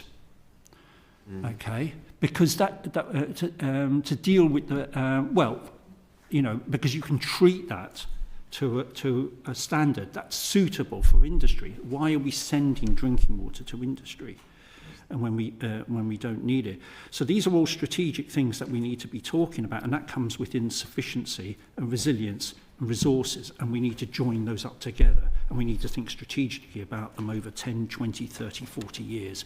And that's what I would encourage, and it's not for me to say, so please excuse me, but I would encourage yourselves perhaps to start thinking about some of those future challenges and strategies. Marcus, can I just say, I've been a Member of Parliament for 24 and a half years, I've seen some genuine mic drop moments in that time. I don't think I have ever seen a mic dropped in such a calm, measured and professional manner as you have done for the committee this afternoon.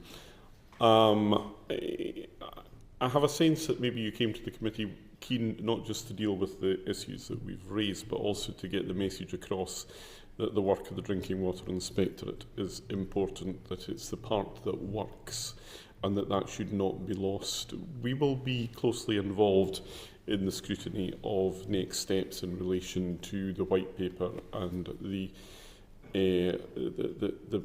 next water bill whenever it comes. Without prejudging anything of my colleagues around the table, I think it's fair to say you've well and truly got that message across. Thank you. Thank you for your evidence today. And thank you and to your inspectors for the work that you have done. As behind you, you have a number of residents from Tunbridge Wells who I think will be wanting to demonstrate their gratitude to you and your staff. But for the moment, having demonstrated beyond any measure of doubt my inability to run a committee session to time, we'll just conclude proceedings for today. Thank you for your attendance and for your evidence, and thank my colleagues as well for their forbearance. Order.